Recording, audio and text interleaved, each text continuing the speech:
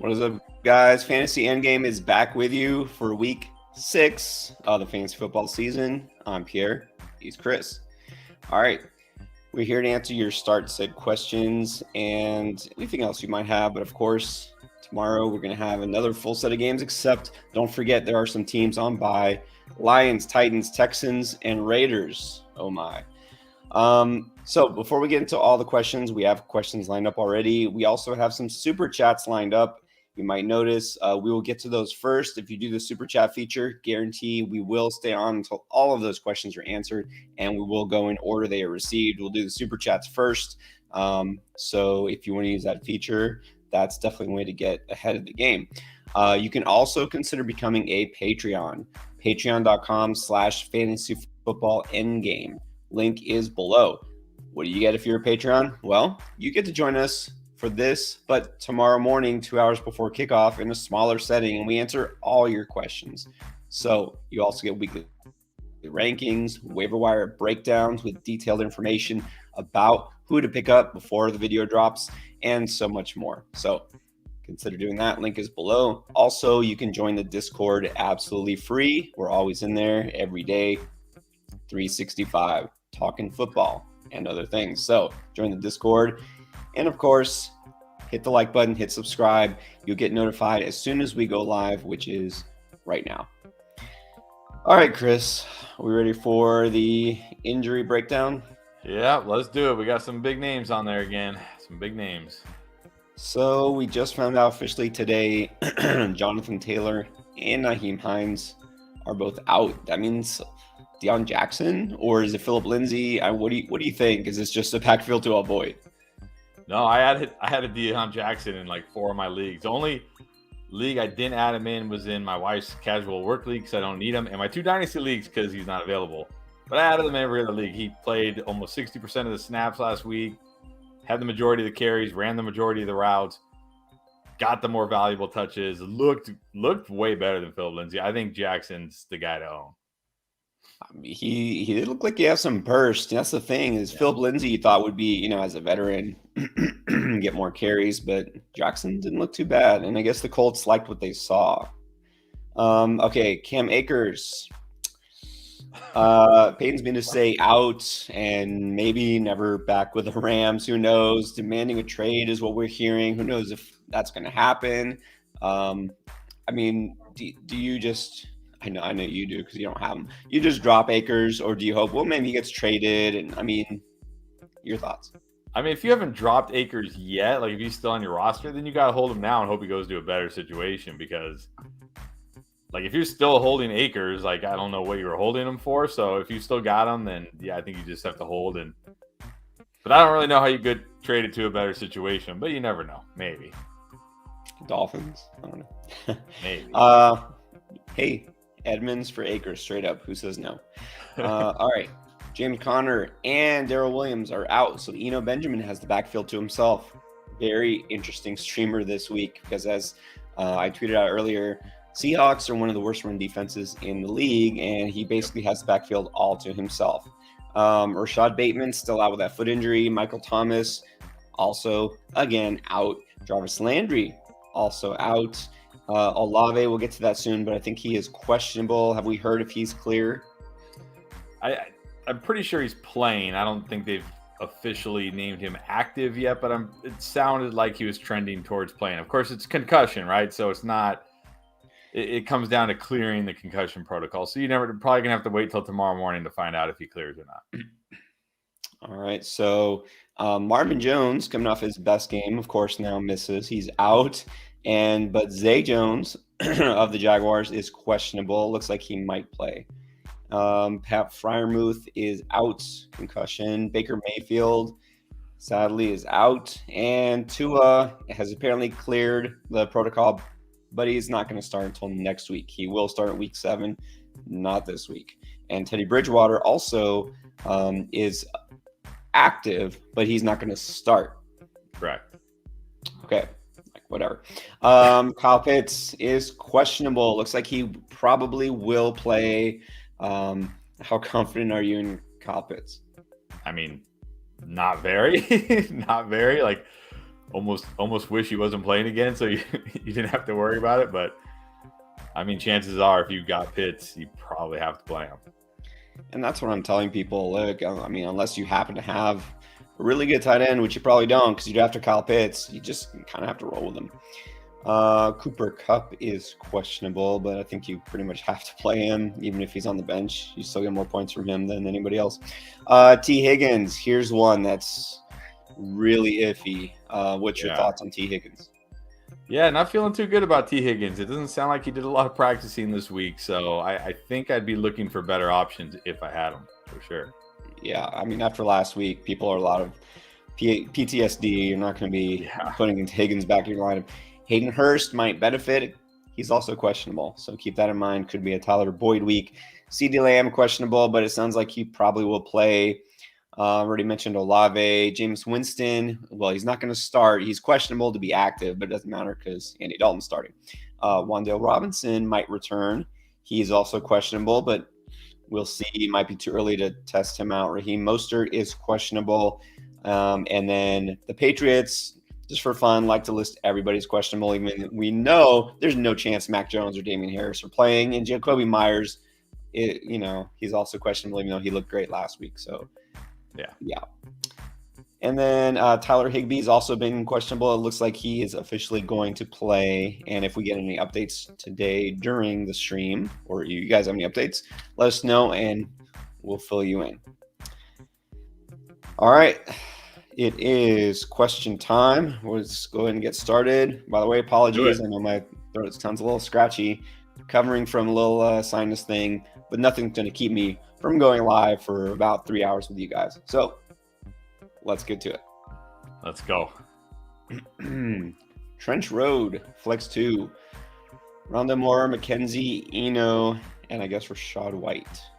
Well, to me, I mean, I'm not going to say Eno Benjamin is a must start this week, but he's pretty close to a must start. We're talking about a Seattle defense who's given up over 100 scrimmage yards to a running back in every week this season, like every single week this season.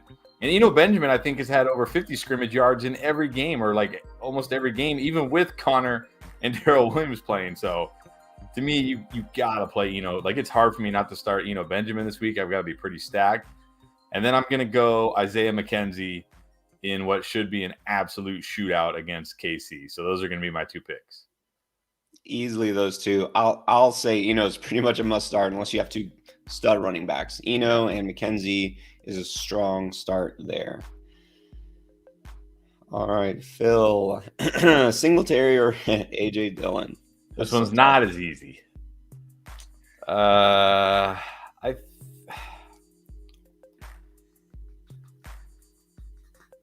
I think I'm going to give the slight edge to Singletary and just hope for that touchdown upside again in a game that projects to be an extremely high-scoring game. Lots of touchdown opportunities for everybody on the field, really. I'll just take my chances that Singletary, is still involved in the passing game enough and can find the end zone. So I'm going to go with Singletary. I am too.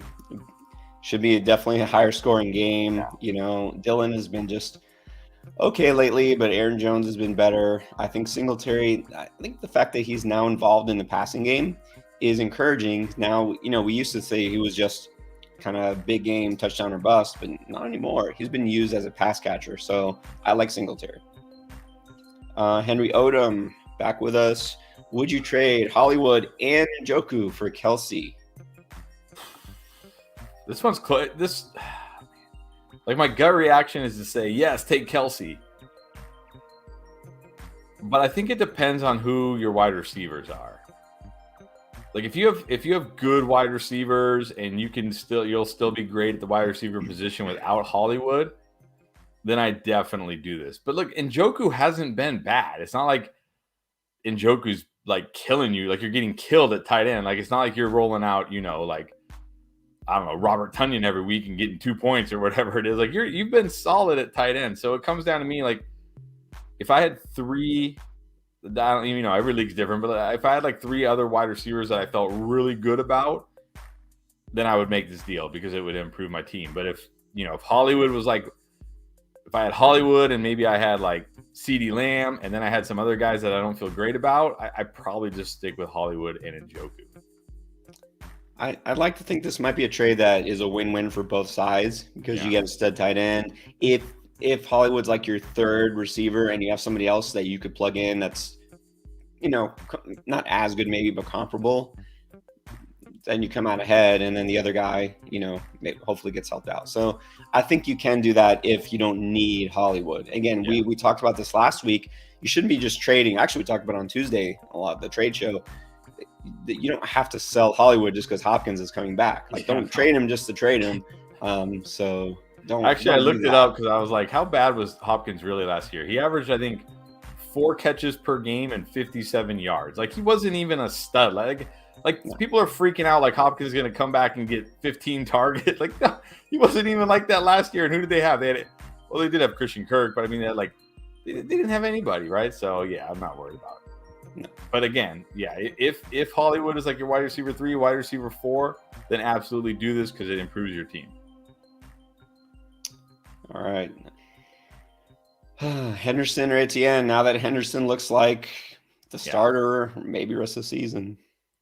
I think you got to roll with Henderson. I mean, I do like Etienne. I might even like Etienne more rest of season because, like we saw it last year, like Henderson.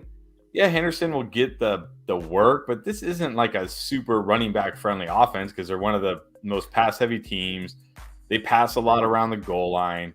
Like, he's not going to get 20 carry. You know what I mean? So, like, this week, definitely Henderson this week. But I think long term, this could be Etienne at some point. But right now, definitely Henderson. Yeah, I still think you got to go with the guy who's clearly not only the lead back, but kind of the only back right now. Kyron Williams still hurt. There's really not much behind Henderson. So if it's just him, I think you got to take that. Yeah. Still not trusting the Doug Peterson backfield. All right. Marquise just dropping in and say, what is up? Hey. What's up, Marquise? Gotta be in here more often. Okay. And of course, one of our most loyal Endgame members, Tyler Foley. All right. Who wins the Chiefs-Bills rematch? Let's talk about this. Non-fantasy, just straight up. I'm going to give the Bills the edge. I think kind of like what we saw when the Chiefs played the Bucs. You could tell the Chiefs were treating that game like this is revenge for the Super Bowl, and the Bucs were just treating it like another game. Bills probably going to treat this like a game, like another AFC Championship game. And I'm not saying the Chiefs are just going to treat it like a game, but to the Chiefs, it probably isn't as big as it is to the Bills. So I'm going to give the Bills the slight edge. Plus, the Bills are a bit healthier right now. So I'm going to give the Bills the slight edge. So I'm guessing you think Allen over Mahomes. I'm always going to pick Allen over Mahomes. I mean, yes, Mahomes runs. He gives you a decent amount with his legs, but not like Josh Allen, right? Josh Allen can run for 100 yards. He can score tons of rushing touchdowns if he needs to. So I'm always going to give Allen the edge. But they're both – I mean, they both should have huge games. Yeah, I mean, the difference is that Bills' defense is great. I mean, it's technically the number 1 defense right now in terms of points allowed. Kansas City's defense has been a little disappointing this year, honestly. Yeah. And the Bills, they got that motivation. So I think a high-scoring game. I think Bills win by like a touchdown. All right, Night America. Start Darrell Henderson or Kenneth Walker. That's a tough one. That is pretty tough. Neither one is in like a absolute smash spot this week as far as like the matchup. It's not like, it's not like they're playing Seattle or Cleveland or the Chargers or something like that.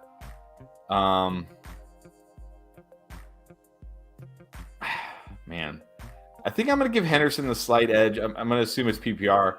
One thing about Henderson, even with Akers playing, like we saw this last week, he will catch passes, right? He is the pass catching back. Even when Akers was playing, he was the pass catching back. Kenneth Walker may catch a pass, but that's probably about it. So I'm going to give Henderson, assuming it's PPR, I'm going to give Henderson the slight edge for his pass catching. So I do feel Henderson has kind of a higher floor because, if you assume neither guy scores a touchdown or they both score touchdowns and neither one happens to rip off a huge run, Henderson's a little safer, but I'm not going for safer. I'm going for the upside, and Kenneth Walker's always going to have that. So true. I go Kenneth Walker in this matchup because, again, not too scared of Arizona's defense. And man, the Rams' offensive line just looks like trash. Pitts or Hill? Like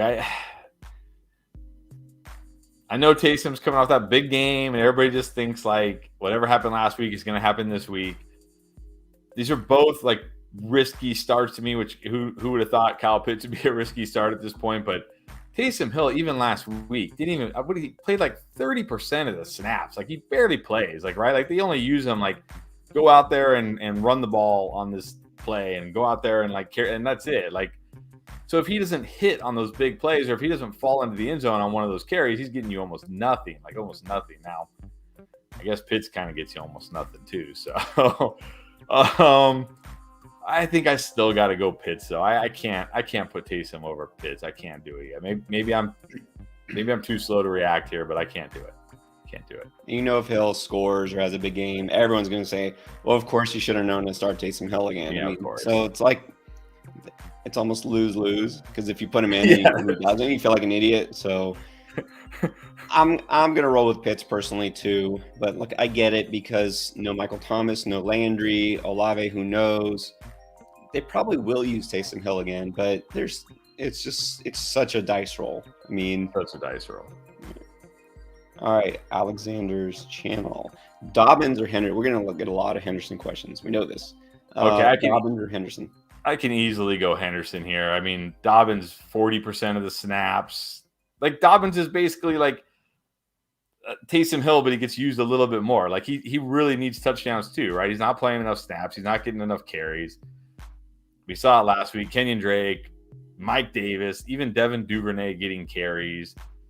They don't really use the running backs a lot in this offense, so I can definitely go Henderson here.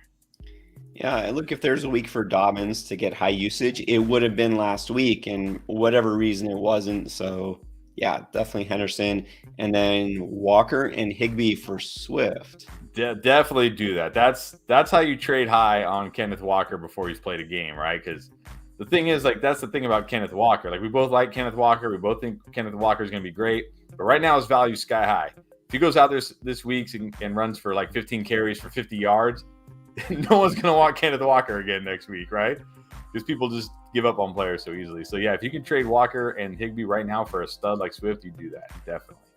Yep, I think you do that too. All right, so let's talk about Henderson some more. I almost put him on the thumbnail. I probably should have. Yeah, no kidding. Is he a must start, like an instant start? I mean, you can start him this week, obviously, but what's his ceiling and his floor? I mean, we saw.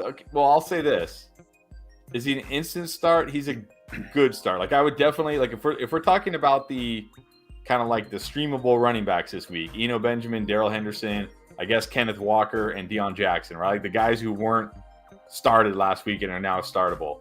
Eno is number one for me. Then it's like close between Walker and Henderson. I get your side of the Walker has that big play home run ability, and then Deion Jackson would be fourth. So is he an instant start? No. Is he a fine start this week? Yes. And as far as what's his ceiling and floor, well, look at last year. He was like pretty much a high-end RB2 every single week, right? He got you. He rarely killed you. Like he really rarely killed you, but he rarely had huge games because, again, this is a pass-heavy offense. This is a Cooper Kupp offense. The running backs don't get a ton of high-value opportunities in this offense. And also, last year, the offensive line was much better. So I think Henderson has a nice floor every week that he's a starter, but not a very high ceiling. Yeah, I mean, you look at what happened last year and then take it down like a little notch because that was a much better offense, even though you think, well, it's kind of all the same. It doesn't look the same. I guarantee you it doesn't look the same. The O-line is, So he's always going to be kind of like a low-end RB2. That's kind of it. Yeah. Joe Castle's always with us. Flex option. Wow. Will this? Ouch. I gotta say, like this is a first. This is definitely a first. Bottom of the barrel. And I think I gotta go Will Dissly. I think I'm just gonna gamble on Will Dissly getting a touchdown because what are you really getting with Robbie Anderson? Like a few catches at best, and not only that, it's PJ Walker starting now, so you can't even like. Yeah, I'm gonna go Will Dissly. If this is my choice, I'm going Will Dissly. I would say check the waiver wire. Yeah. Who's still out there? I mean, Like I don't know. Darius, is I go Darius Dissly Slayton out between these two there? All right, big crit. Tyreek and Wilson for Kirk, Cooks, Swift. Well, that last name did it for me. Yeah. Like you're getting yeah. Even if you weren't getting even if you were just getting Kirk and Swift, I would do this because Swift is such a huge upgrade over Jeff Wilson. Like Ty Davis Price coming back, Elijah Mitchell coming back at some point. I don't think Jeff Wilson's just going to run away with this job. And look, between Kirk and Brandon Cooks, even if Kirk isn't what he was the first few weeks, you can play matchups between those guys. They always have tons of weekly upside. So to me, yeah, Kirk, Cook, Swift side for sure. Yeah, easily. Like you said, I mean, you don't even need that third name in there. I'd take the Kirk, Cooks, Swift side. Yeah. And then Henry wants to know Hollywood for Chase or St. Brown for Chase or hold.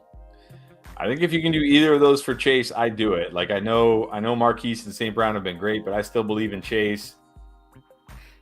I mean, maybe he'll just be a bust this year. Maybe it happens. Guys bust, right? Lots of guys bust. It happens every year. But I'm going to bank on the talent of Chase. Remember, I'll say this. Remember last year, Stephon Diggs after week 5 was the wide receiver 25.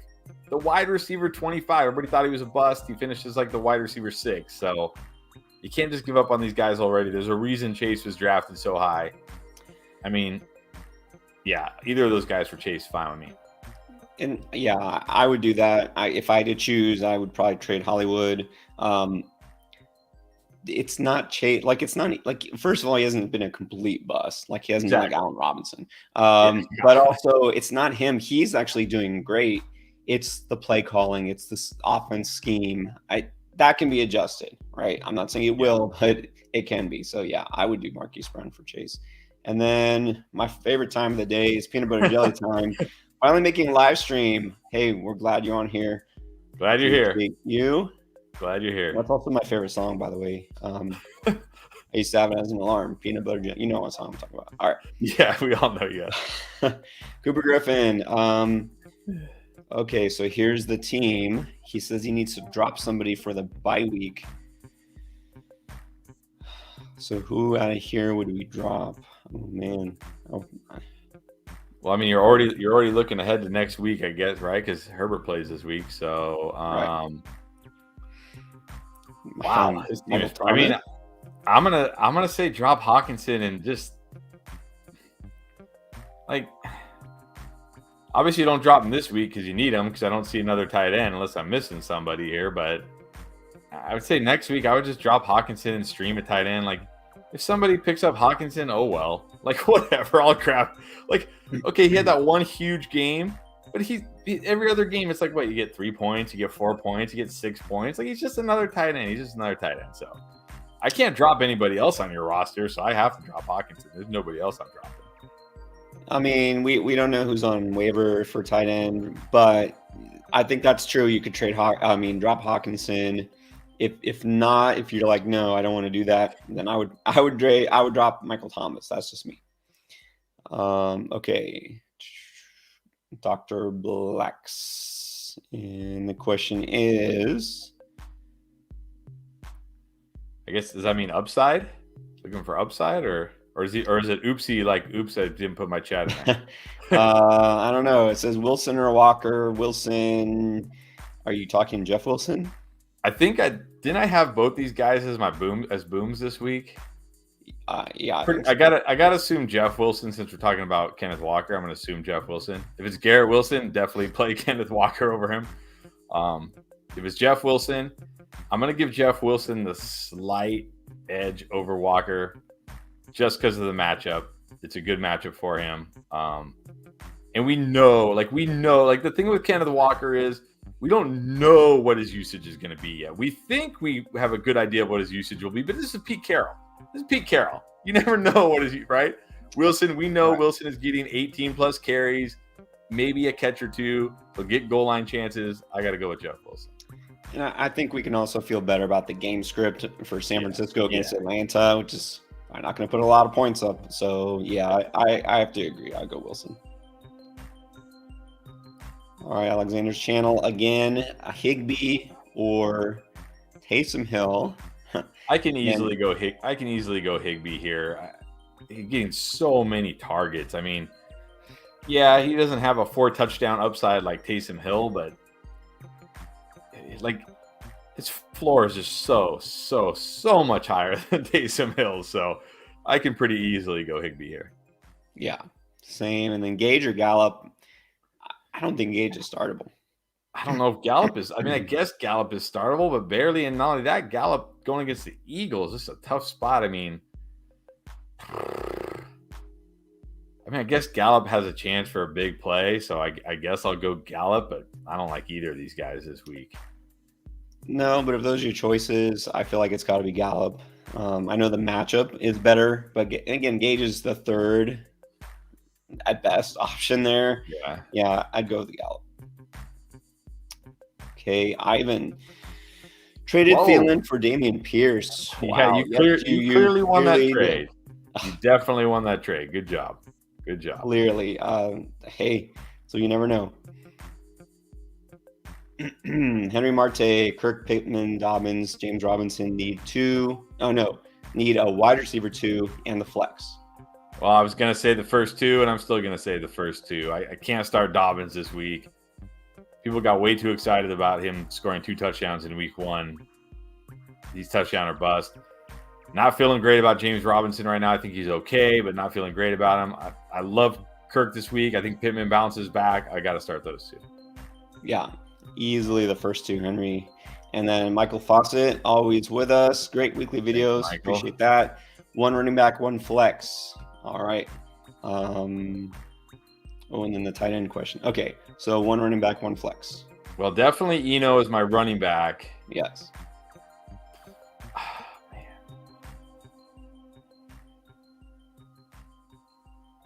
Man, I really like Mostert this week,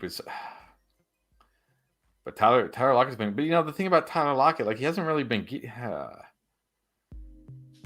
This one's close. Mostert and Lockett are close because we know Lockett always has that huge play upside.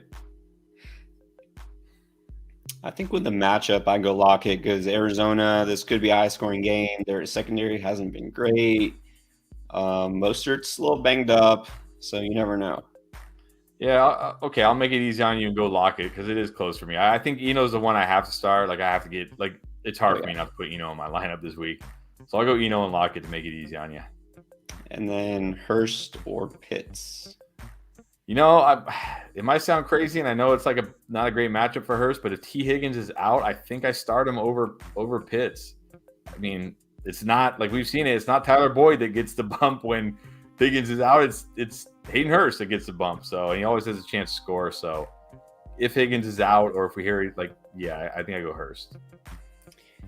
I mean, both of them are risky, to be honest. They're both questionable to play. So maybe your decision is made for you tomorrow morning. But also both have actually bad matchups against tight ends. So if Higgins is out and Hurst is in, I agree. Hurst becomes more appealing.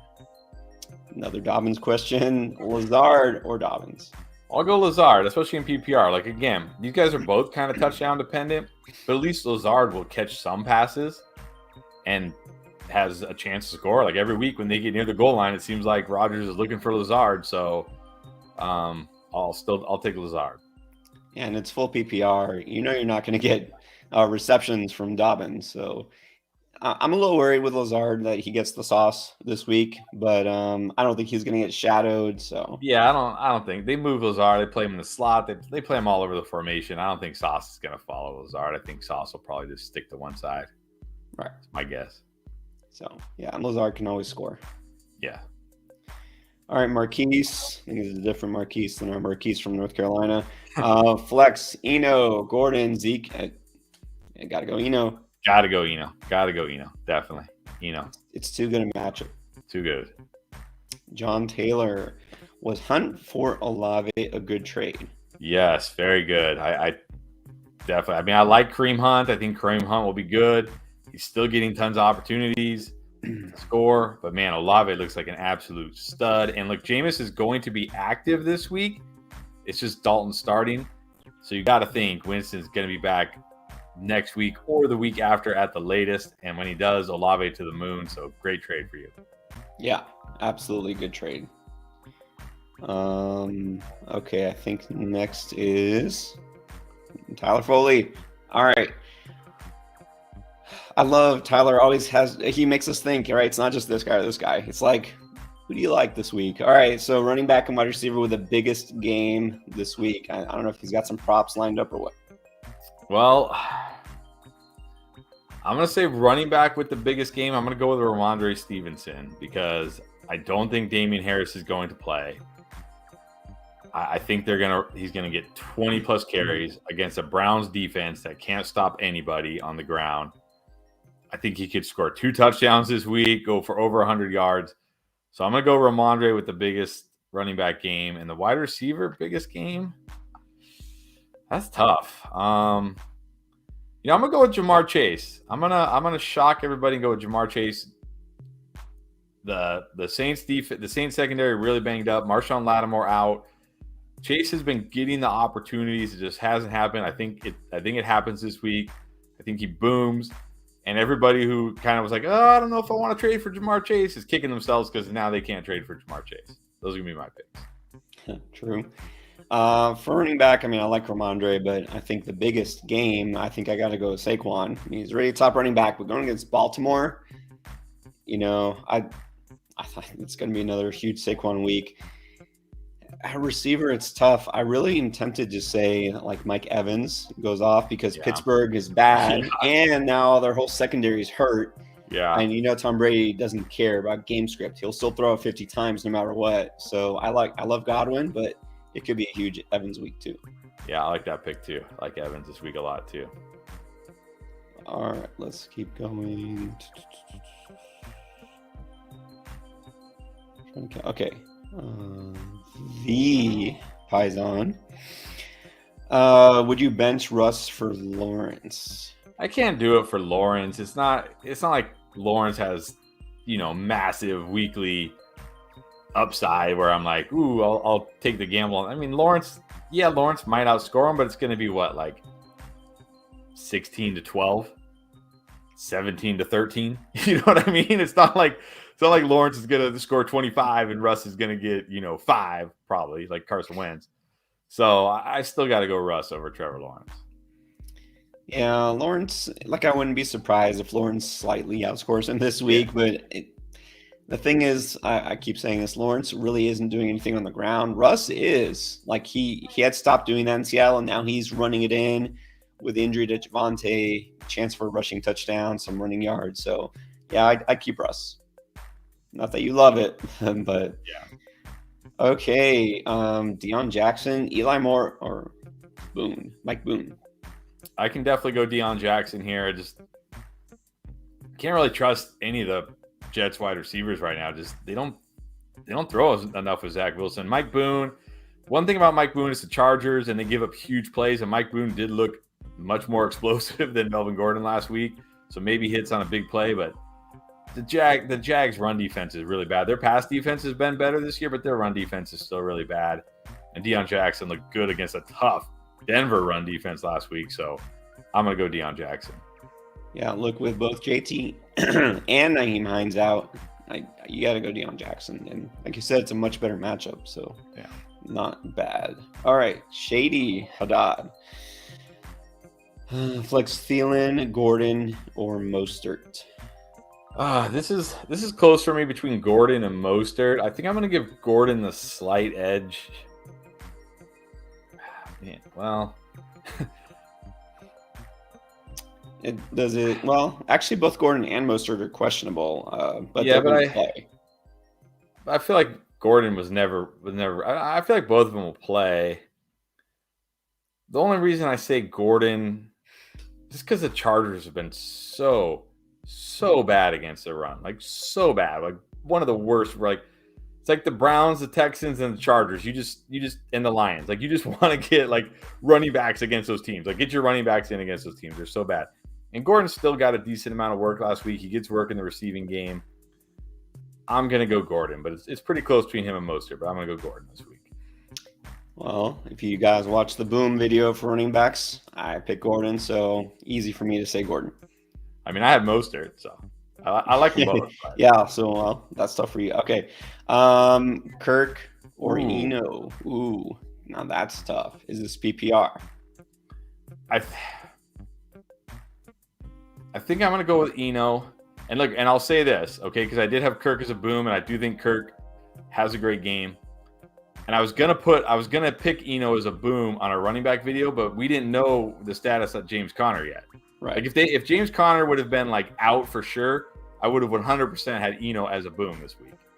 But we didn't know the status on James Conner when we filmed that video, so I couldn't put him in there because it's like James Conner plays, it looks pretty dumb. So I'm going to go Eno just because I feel like I do like Kirk this week. I think Kirk has a big week, but there's some risk that he doesn't, right? Like there's risk that he only gets 3 targets again or something crazy, even though all the coaches and everybody's saying we got to get Christian Kirk the ball. We know Eno's going to get the ball. Like we know he's going to get the ball. So, and it's a great matchup. So I'm going to go Eno just over Kirk. I have to agree. Eno's going to get the ball. He has to.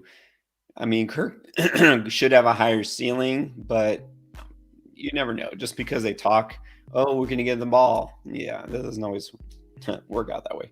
True. Just to let you guys know, we're catching up. We're going to do super chats first in order. If you want to make sure your question gets answered, that's the best way to do it. And if you want to make sure all your questions are answered, you can become a Patreon. Link is below. Here's not a super chat, but this caught my eye. All right, Chris, go. Like, if you're desperate, you can start them. It's not a terrible matchup. Niners always have a chance. Like a Niners running back always has a chance to score a touchdown. So, if you're desperate, it's fine. Oh, here's a kind of correction too. Forgot TJ Hawkinson is on bye. So that's right. Okay, so definitely drop Hawkinson then. Yeah, I forgot he is on bye. That's right. All right. Do you believe in Mixon or trade him for a wide receiver? I still believe in Mixon because I believe in the usage. I'm starting to have my doubts that Mixon is still an elite real life running back. Because there were concerns coming into the season. He was at that touch threshold, which if you're a Patreon, you know what I'm talking about. And if you're not, you might want to get in there for next season, for next draft season, so you can avoid some of these guys. But I think Mixon's like expected fantasy points is like 20 or more points than any other running back. Like Saquon, Chubb, anybody. He's like, if he was hitting just his expectations, not like exceeding expectations, just hitting expectations, he would be the clear RB1 and it wouldn't even be close right now. Wouldn't even be close. He'd be one of the top scorers in all of fantasy. So I believe in that. I believe in the volume. I believe in that, like the law of averages reversing course and him, starting to hit those marks. So would I trade him for a wide receiver? Of course.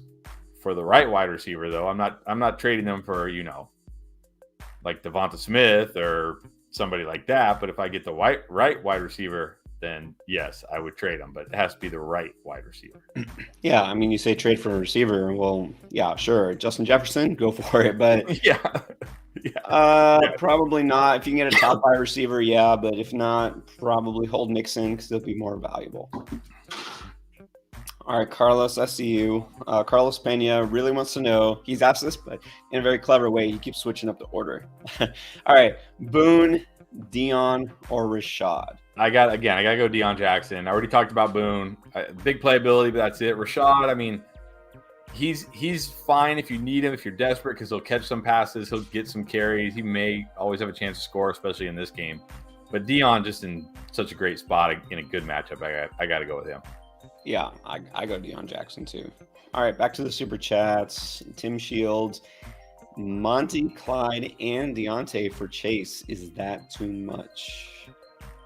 Whew, that does feel like a lot. But I know, like right now, Monty just came off a bad game. Clyde came off a bad game. We'll see what he does this weekend. Deontay came off a bad game, but Chase is coming off of 4 straight bad games.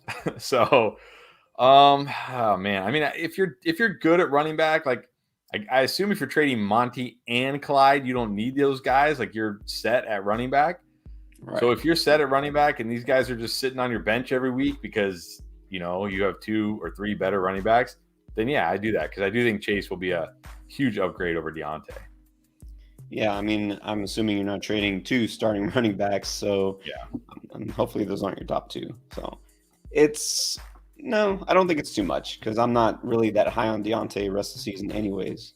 So, all right, Miguel Cordovez, would you trade Cook and Madison and Devontae Smith for Swift, Jamal, and Olave?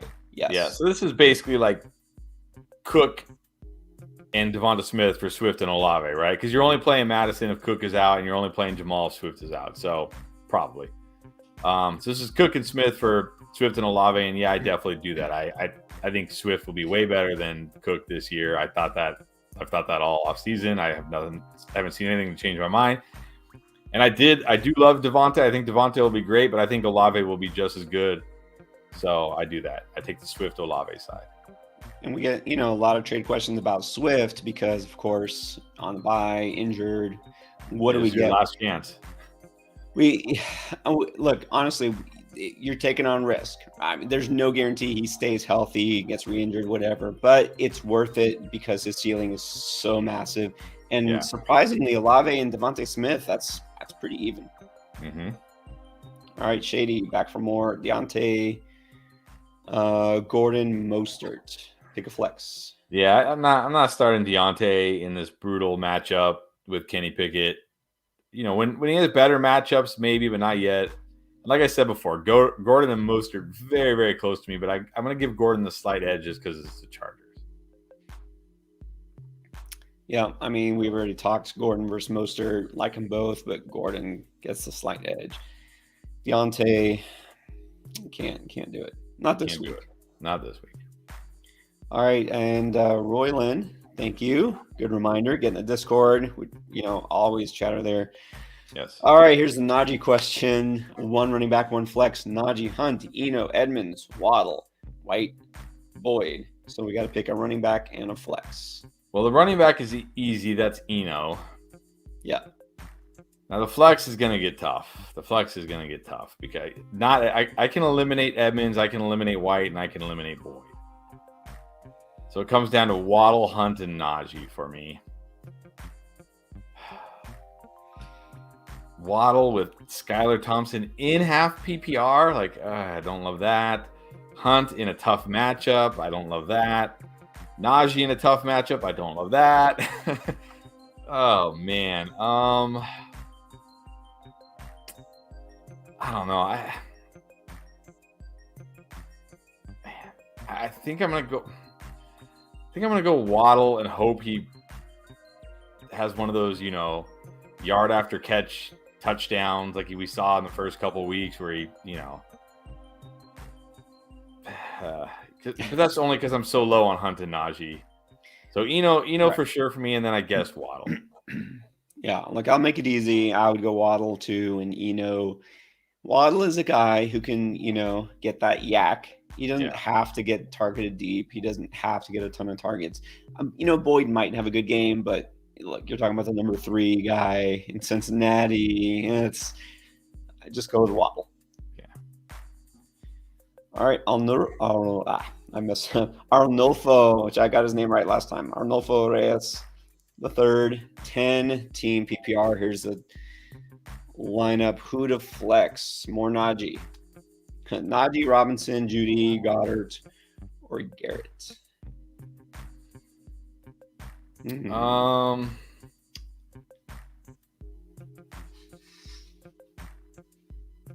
That's pretty tough.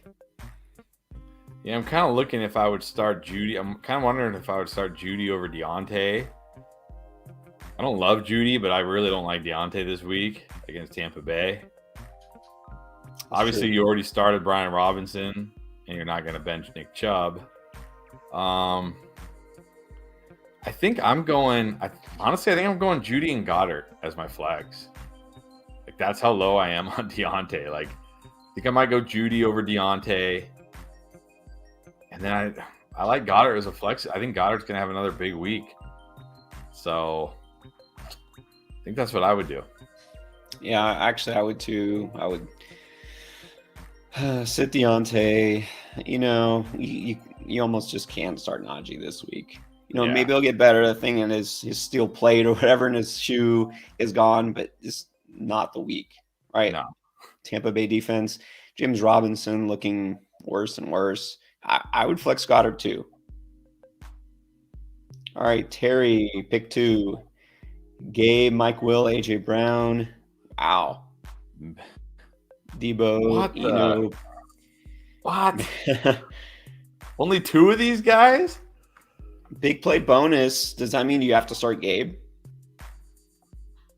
I mean, well, what's a big play bonus? Like, is it 40 yards? Is it 100 yards? What is a big play bonus? Like, man, this is ridiculous. I can't sit AJ Brown. I can't. Can I sit AJ Brown? Can I sit Mixon? Can I sit Debo? Can I sit Gabe Davis? Can I sit Eno? I don't know. I think Mike Williams I can sit because he's probably going to get shadowed by Patrick Surtain because no Keenan Allen again. Like, it's just the Broncos are just going to do whatever they can to take away Mike Williams, right? So he's probably the one guy I can sit. This is ridiculous. I mean, even Debo, you're talking about a big play bonus, yeah. Debo, that's you know what I mean? Dude, I feel this might not be a high volume week for Debo. I would go Brown and Gabe. If the bonus is, That's the other thing. What is it? Is it a big bonus, or is it you get a little bonus here? You know what I mean?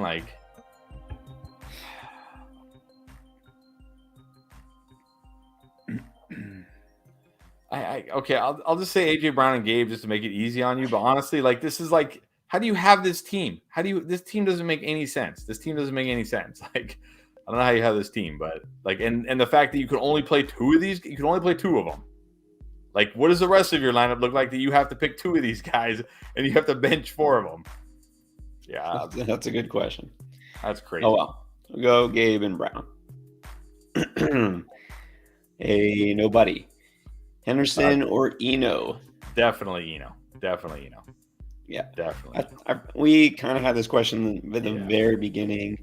Eno in line for a lot of work. Great matchup.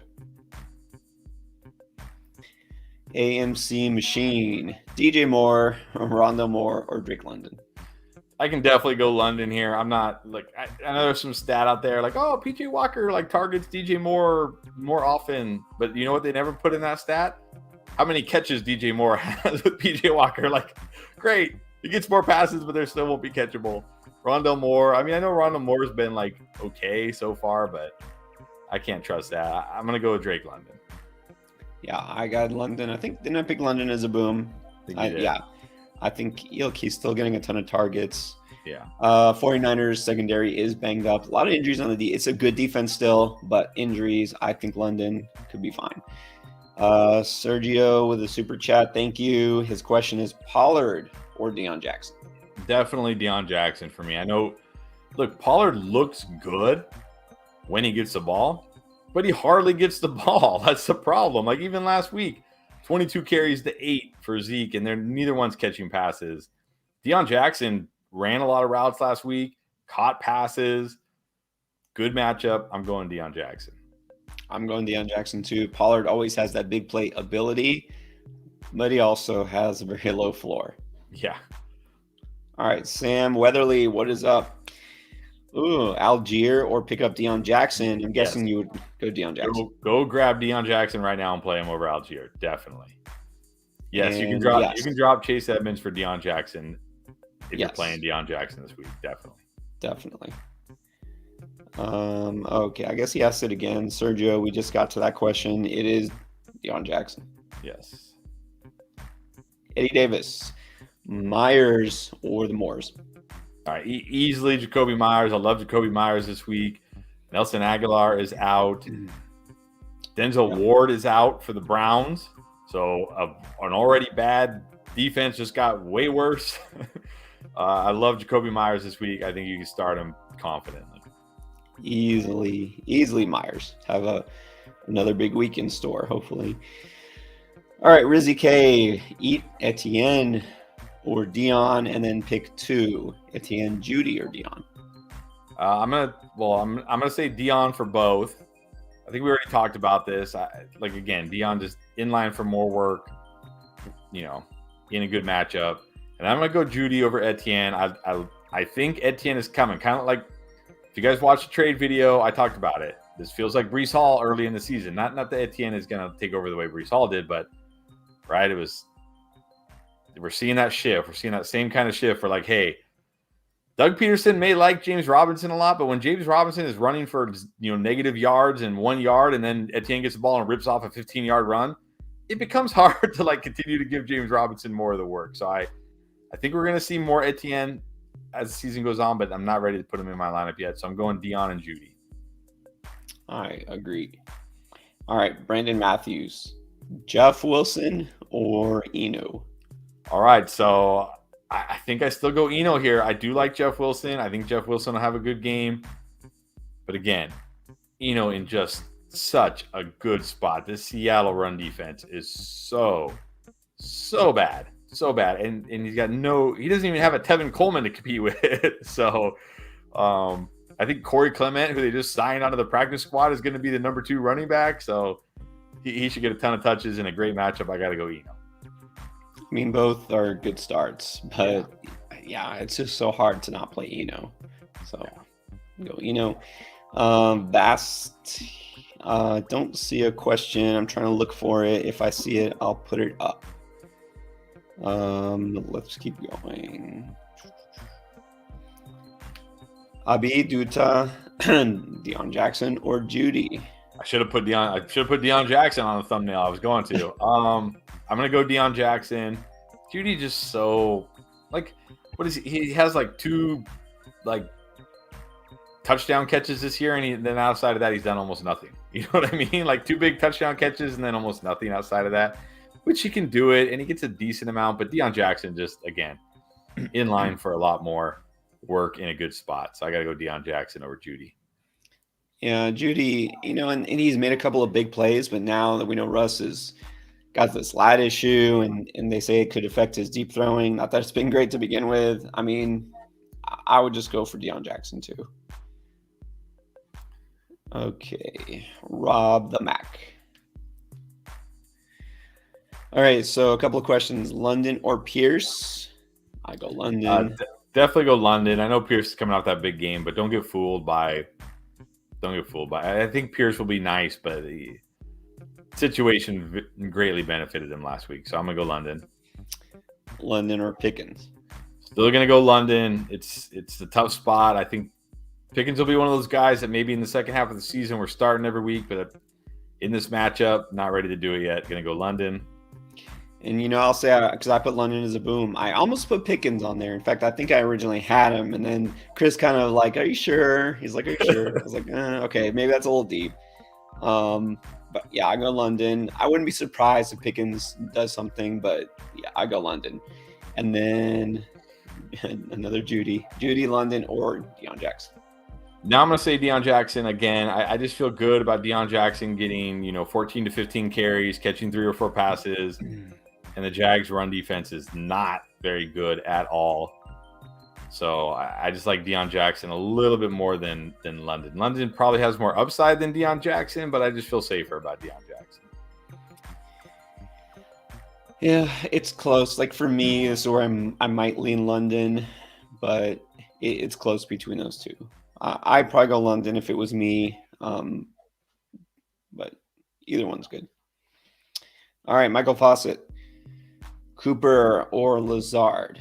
Got to start Cooper. Cooper's one of those guys. I think you just have to have him in your lineup every week. And yeah, there's going to be weeks where he gets 1 target, and you throw your phone and I'm never starting him again. But then the next week he gets 30 fantasy points. So you got to go with Cooper. Yeah, it's got to be Cooper.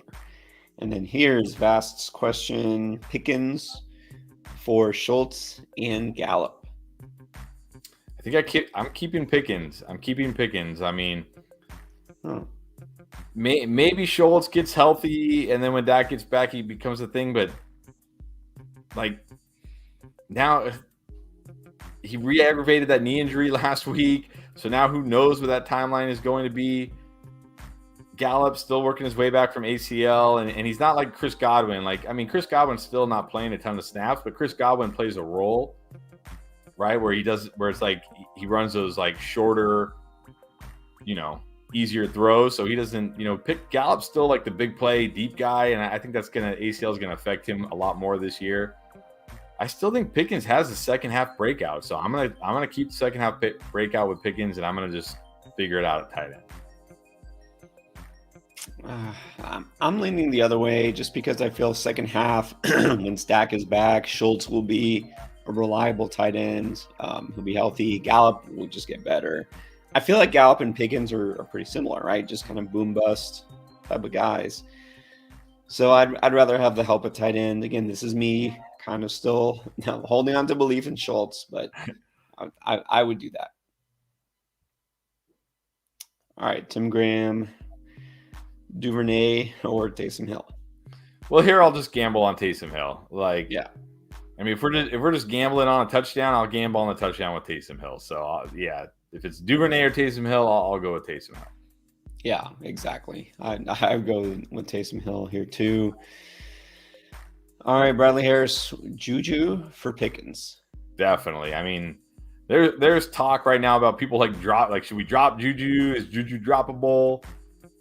I'd rather bank on the potential upside of Pickens because there is no potential upside for Juju. There just isn't. Like if it hasn't, like what you know what I mean? Like it just isn't. So yeah, give me Pickens. Yeah, I agree. I'll have Pickens over Juju. All right, Pao Yan, Mixon, Godwin for the Sun God and Hall. This is a big boy trade, but I'm going to take the Sun God and Hall side. I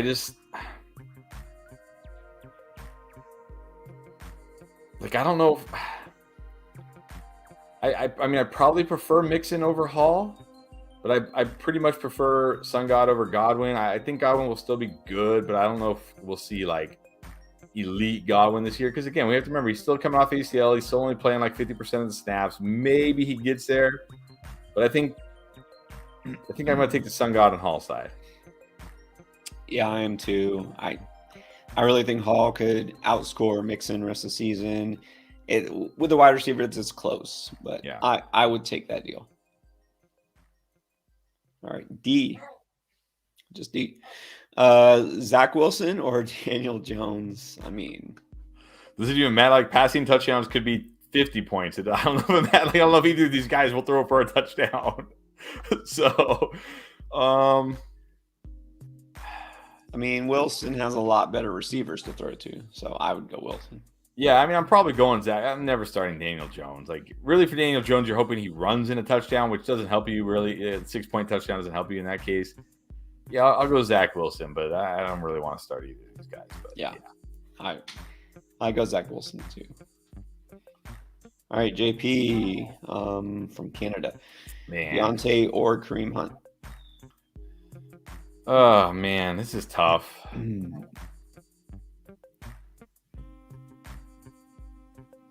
Don't love either this week. No, it's just such a tough matchup for the Browns this week, and for the Steelers. And Deontay has Kenny Pickett. I think I'm going to go Kareem Hunt in my flex. Man, I am low on Deontay Johnson this week. I'm going to hope that he finds the end zone. He is getting chances. I don't know what the stat is now, but I know going into last week, he led all running backs in red zone touches. That's right, all running backs in red zone touches. So he always has a chance to score. Not a great matchup, but not a great matchup for Deontay either. I think I go Hunt barely. I go Hunt too. I mean, maybe the Patriots find a way to stuff Nick Chubb, and they have to go to Hunt a little bit more, change of pace, catch more passes. So I go Hunt. All right, Joe Castles again. Ingram or Everett? And then do you like Cobb this week? I'm going to go back to the well on Everett. I'm going to chalk up last week to a tough match, or to just one of those weeks. No Keenan Allen again. like I said, I think Mike Williams gets locked down by Surtain. I think it's going to be a lot of Eckler and it's going to be a lot of Everett because Mike Williams is not going to be able to get 15 or 13 targets because he's going to be covered. And Ingram, I'm not buying into that one big game last week. I've done that too many times to Evan Ingram, been burned too many times by that guy. I'm going to go back to the well with Everett. Plus, Everett has more touchdown upside than Ingram. Yeah, look, with the buys and everything and just tight end being tight end, I don't mind Evan Ingram as a starter this week, but I'll have Everett higher than him. And then do I like Cobb this week? Not really. Yeah, Cobb, I'm not buying too much until last week. AI nobody again. All right, so here's a trade. Mixon, Ertz, Judy for Kelsey. That seems like a lot.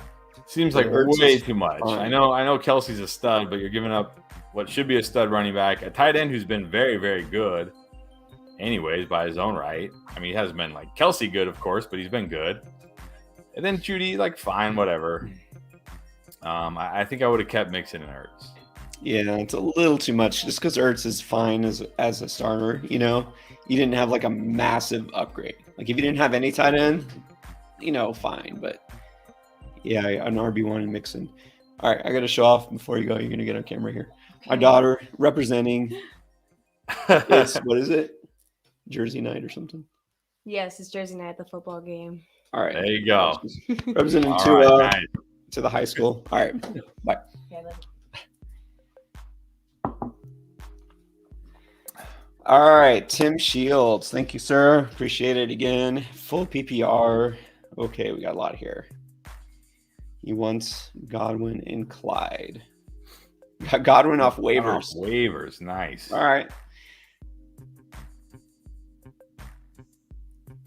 So he's asking us which 3 wide receivers. So I'm going, well, obviously you're going Jefferson. I'm going, I mean, okay.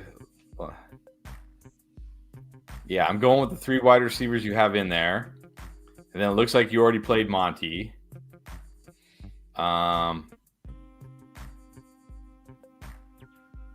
Yeah, I can't play any of those running backs over Walker except Eno, but it looks like you're going to flex Eno. So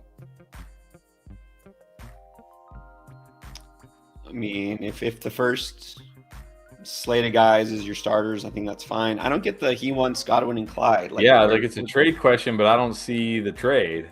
Yeah. All right, Tim, you don't have to super chat it. Just throw up. Yeah. You know what?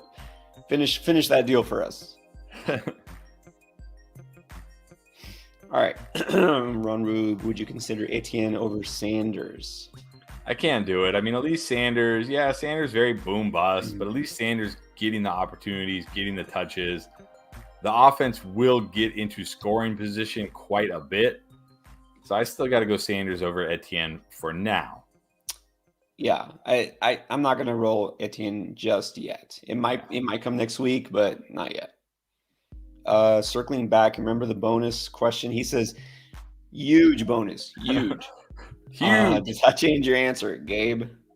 I mean, again, there's like so many guys. Like I'm gonna like Debo at any moment can take like a screen 80 yards to the house, and then you're crying in your pillow on your couch because you just left a huge bonus and 80 yards and a touchdown on your bench. But what are you gonna do? Like that's ridiculous that you have to make, like, I don't know, make some trades or something. It's ridiculous to make those choices.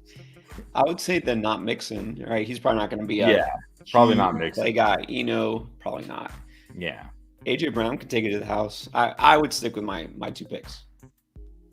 That's because they're my 2 picks. All right, Alan Haraji. Okay, 2 receivers, 1 running back, 2 flexes. Mostert, Henderson, Etienne, Jetas. What was his name? Deontay, Ayuk, London, Dobbs.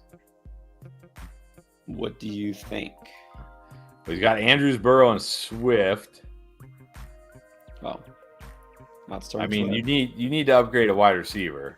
You got Jefferson, that's obviously great, but then you got Johnson, Ayuk, London's okay. Those guys are just like okay, right? They're just okay. You know, now is the time to trade Darrell Henderson. Trade him right now. Like, or maybe wait till after this weekend if you need him this week since Swift is out. But now is the time to trade him because we don't know. Are they going to trade for a running back? Are they going to sign a running? What are they going to? We don't know what the Rams are going to do, right? We don't know. Like, there's some chatter out there that they're trying to trade for Christian McCaffrey. Like they're going to give up acres and a pick for Christian McCaffrey. Now you never know with these things, but if that happens, Henderson's value is gone. It's gone. It's gone, right? It's completely gone. So I would be trying to package like maybe Henderson and London if he has a nice game, or maybe if Ayuk does something, or maybe if Deontay does something. I'd be trying to package Henderson and one of those guys and get a real upgrade at wide receiver. Maybe like a T. Higgins, because if T. Higgins doesn't play again this week, his value is going to be really low. People are going to like start forgetting about him because that's just what people do. That's true. That's true. All right. There you go. Brandon Rasco with Pierce on bye. He's got Pollard, Dillon, J-Rob, and Ramondre. You got to start Ramondre. Yeah. 2 flex, Devontae Smith and Pittman.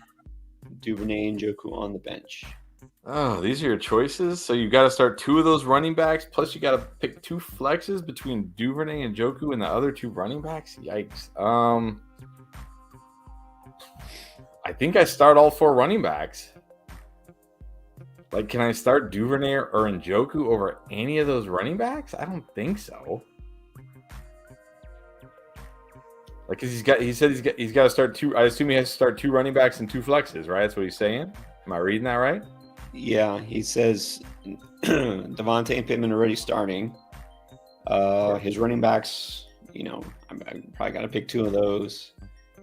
2 flex, so yeah. Yeah, I'm not going to flex Duvernay or Njoku over any of those running backs, so I'm going with all 4 running backs. Pick whatever 2 you want in the running back slot and whatever 2 you want in the flex slot again. So I'm going with all 4 running backs. I think so. I think that's what you have to do. King Divine. I feel like he did this. I feel like he did this just because he heard me talking. Like, okay, how low on Dobbins is he? Let's test it. I'm going Etienne this week. I don't care. I'm going Etienne. At least Etienne looks good. Like when he gets the ball, he's breaking off big runs. He's catching passes. Not a lot of them, but he's catching some passes. Dobbins just needs to fall in the end zone. He probably needs to fall in the end zone twice like he did in week 1. So I don't love it, but I'm going to go Etienne. I mean, it's pretty close. I'm looking here. I'm checking. I do have Dobbins a little ahead of Etienne. I mean, the thing is, Etienne just is not like, okay, Dobbins hasn't been great. I get that. But at least he can score. Like, he has scored. Etienne, like, not at all. So, yeah, I'd rather just hope for the touchdown with Dobbins. Here we go. Etienne or Dobbins for Pittman. No, I'm keeping Pittman. I don't need. I'm not taking Etienne for Pittman. I'm not taking Dobbins for Pittman. I'm not taking both for Pittman. I still believe in Pittman. I think Pittman will be fine. I'm keeping Pittman. If you're getting Pittman, either one. Yeah, if you're getting Pittman, then just ask the guy, who do you prefer, and give him that guy. Yeah. All right, Smokey DeBurr. That's pretty good. All right, no one on waivers. Do I accept a trade, receive Jamar Chase and Amari for Kirk and Eckler? Well, this comes down to your running back situation. I'm assuming if you're thinking about accepting this trade, you have 2 other good running backs, because like, who would your running backs be if you trade Eckler? You know what I mean? Like, if you're now going to be rolling out, you know, Brian Robinson and James Robinson every week, then I don't do this trade because you need Eckler too much. But if you're good at running back already, like if maybe you went robust RB and you have like Saquon and maybe you got Dameon Pierce later on or something like that where you feel good, then I think it's a good trade. Like, I don't hate it. I think Chase can bounce back, and you know, Amari's every week huge upside guy. Yeah, I think overall it's pretty close. I think you might be getting the edge talent wise with Chase and Amari, but yeah, if you need Eckler, I mean, I get it. You're 1-4. You want to shake things up, make an improvement. But if you're hurting yourself at one position and like running back, it's not helping your team. So I'd say you can do this unless you're really thin at running back, like Chris said. All right, Drew Loya. Trade Dalvin for Debo and David Montgomery. Absolutely. Yeah, definitely. I would trade Dalvin for Debo straight up. You throw in David Montgomery, I'm taking that and running. Yes, easily. All right, Mario Flores, Aaron Jones for DeAndre Swift. If you're getting DeAndre Swift, do that, please. Yes. Ryan Forth, Wilson or Deion Jackson. Deion Jackson. Okay. Where Curtis Samuel already put me behind. So who do you like, Jeff Wilson or Deion Jackson? I still got to go Jeff Wilson here. Like I said, I do like Deion Jackson this week, but he's not like a lock, right? He's not a lock to get all the touches. Philip Lindsay is still there. Philip Lindsay was involved last week. We know. I'm not worried about Tevin Coleman taking significant touches from Jeff Wilson. Jeff Wilson will still get the bulk of the work here. Should be good game script. Good matchup. I still go Jeff Wilson. Yeah, I think you got to go Jeff Wilson. He's the guy. Good matchup. So go with Jeff Wilson. All right, flip side, Fishin is back, always with us. 14 team, full PPR, injury stash. Who do you like better to stash, Dotson or Watkins? I mean, definitely Dotson. Like when are we even going to see Watkins anymore this year? I don't even know. Like definitely stash Dotson.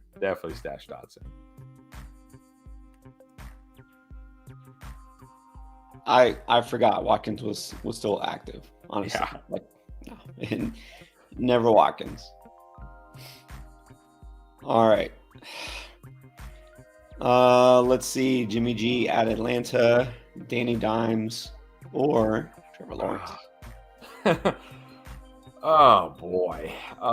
Definitely not Danny Dimes.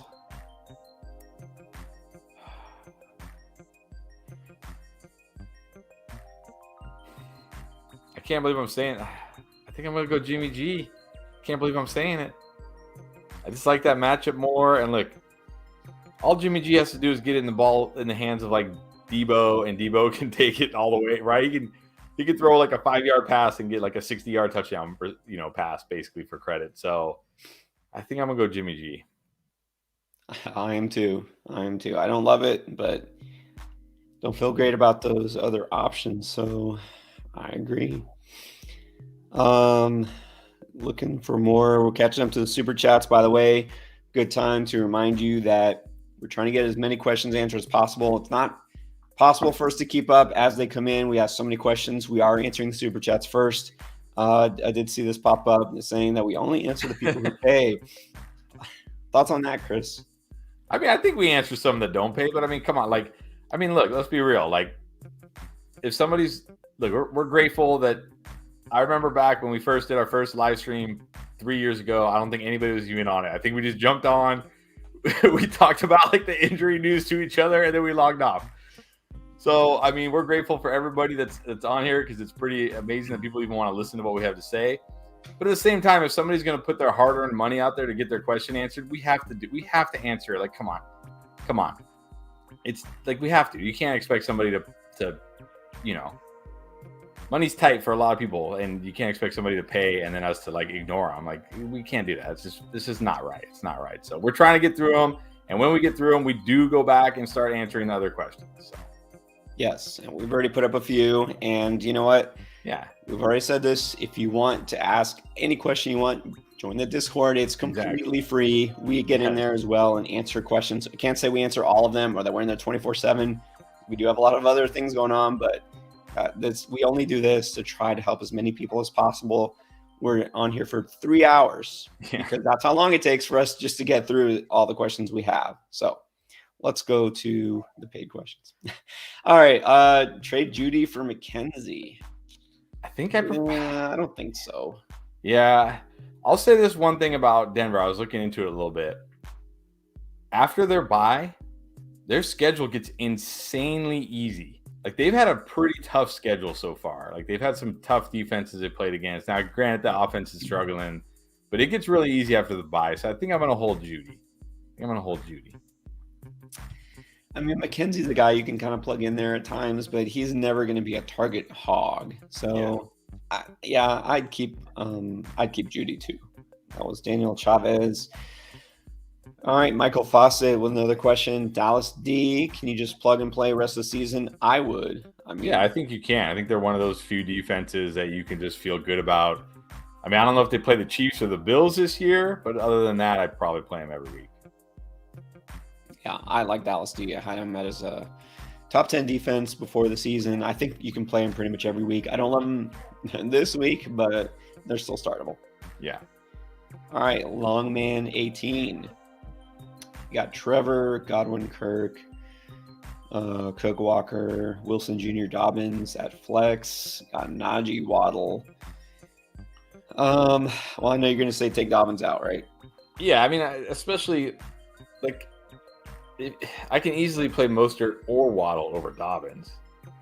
I'm assuming Monster is Mostert. Yeah, I'm gonna assume. I can play those guys over Dobbins fairly easily. I like the rest of your lineup. I don't switch anything else. But for me, I'm probably going Mostert. I'm still a little nervous about Waddle with Skylar Thompson. I know he always has that yard of catchability, but I'm gonna go Mostert over Dobbins. But I could flex either of those guys over Dobbins. I would go Waddle over Dobbins. We kind of talked about that earlier. That says Mostert. Me is already banged up, going into this week. I don't know that I feel great about their game script. Like, I know he still put up 100 yards, even though they got, walloped last week. But I still slightly prefer Waddle. I do think we could see Teddy B take over if Skylar Thompson struggles, because he's active. He's just not starting. That's true. Not that that's like amazing, but all right, Johnny Camarena. Johnny's with us every week. Pick one: Sutton, Dobbs, Pierce, or Cooper. I still got to go Sutton. I feel like Sutton's just an every week must start wide receiver at this point. Like, still getting the targets, still getting the air yards. Yeah, I'm going Sutton. Yeah, I think I go Sutton. Cooper is close to being almost a must start, but not a great matchup for him. So I'll stick with Sutton. Bad as Russ has been, Sutton is still getting it done. Yeah. All right, Slayer 1200. Only answering this one because he paid us money earlier. Pick one tight end in full PPR: Schultz, Taysom, or Disley. I'm going to go, if this is my choices, I'm going to go Taysom because, again, Schultz not even close to 100%, and Cooper Rush not targeting him anyways. And Disley needs a touchdown, so I'll just gamble with Taysom. Going Taysom. Yeah, look, I feel good about Schultz as a whole, as a stash later in the season, but not this week. So I just go Taysom. All right, Anthony Cervantes, here's the squad. Would you trade Sun God and Pierce for CMC? I think that's too much. Yeah, I think that's too much. I think, like, Pierce looks like he's an every week start at running back. Sun God's great. I think that's a little too much for CMC. Especially when your wide receivers are Sun God, Olave, Keenan Allen. Who knows when is Keenan Allen ever going to play? They even asked him like yesterday, do you think you're going to play on, like, they asked him yesterday, Friday, do you think you're going to play on Monday? And he said no. He literally said no. Like, who knows if Keenan Allen's even going to see? Like, who knows what's going on with Keenan Allen? So I don't think you can make this deal. Nah, you can't afford to trade away your top receiver. All right, DYL, half PPR need 2 plus a flex. Aaron Jones, Breece Hall, Singletary, Deion Jackson. Well, I think you got to go. You definitely got to go Breece Hall. I think you still got to go Aaron Jones. And then it's close between Singletary and Jackson for me, but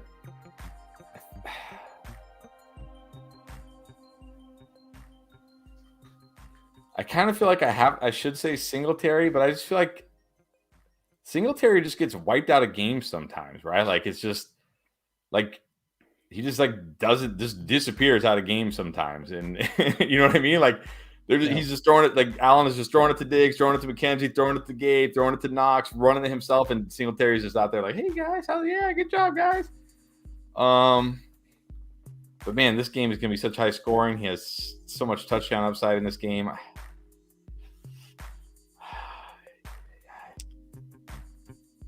I don't know. How do you feel about that? Because I'm guessing you're in the same boat. Like you're going Holland Jones for sure, right?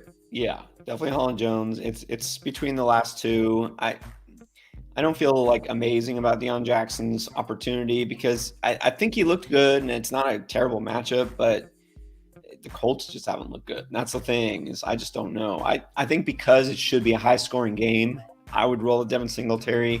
He's still catching passes. He could score. So because of that. Well, there you go. Do Singletary then. It's close. Tim Shield back with us. Oh, here it is. Okay, he wants Godwin and Clyde for Chase and whatever. Yes, I do that for Chase. Yeah. I'm gonna bank on Chase bouncing back at some point and being a top 5, top 3 wide receiver. And even though I do like Godwin and I do like Clyde, like I'll do that deal. Yeah, I'll do that too. Get Chase. All right, and then Johnny, Flex, Pickens, Olave, Pierce, Jeff Wilson. I do still like Olave this week, but again, it's Andy Dalton. I know he's been good with Andy Dalton, but that's because he's been scoring touchdowns. It's not like he's racking up tons of receptions and tons of yards. Although I know he missed that game last week with a concussion or part of it. I'm still going to go Jeff Wilson here. I just like the matchup. I like the usage. I'm going Jeff Wilson. Yeah. I mean, I might be tempted to go Olave if he's full go, but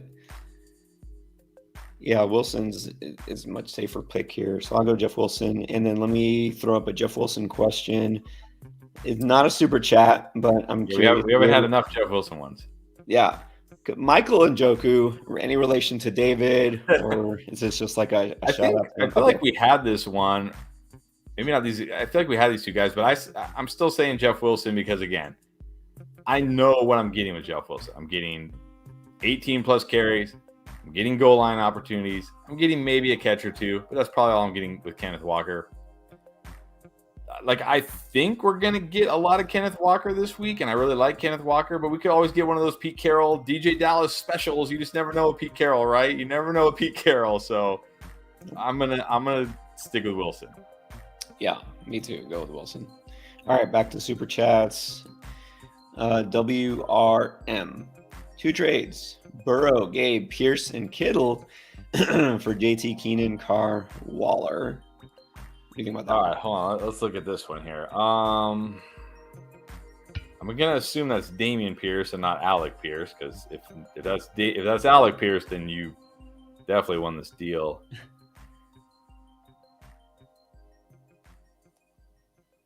I think you still won this trade.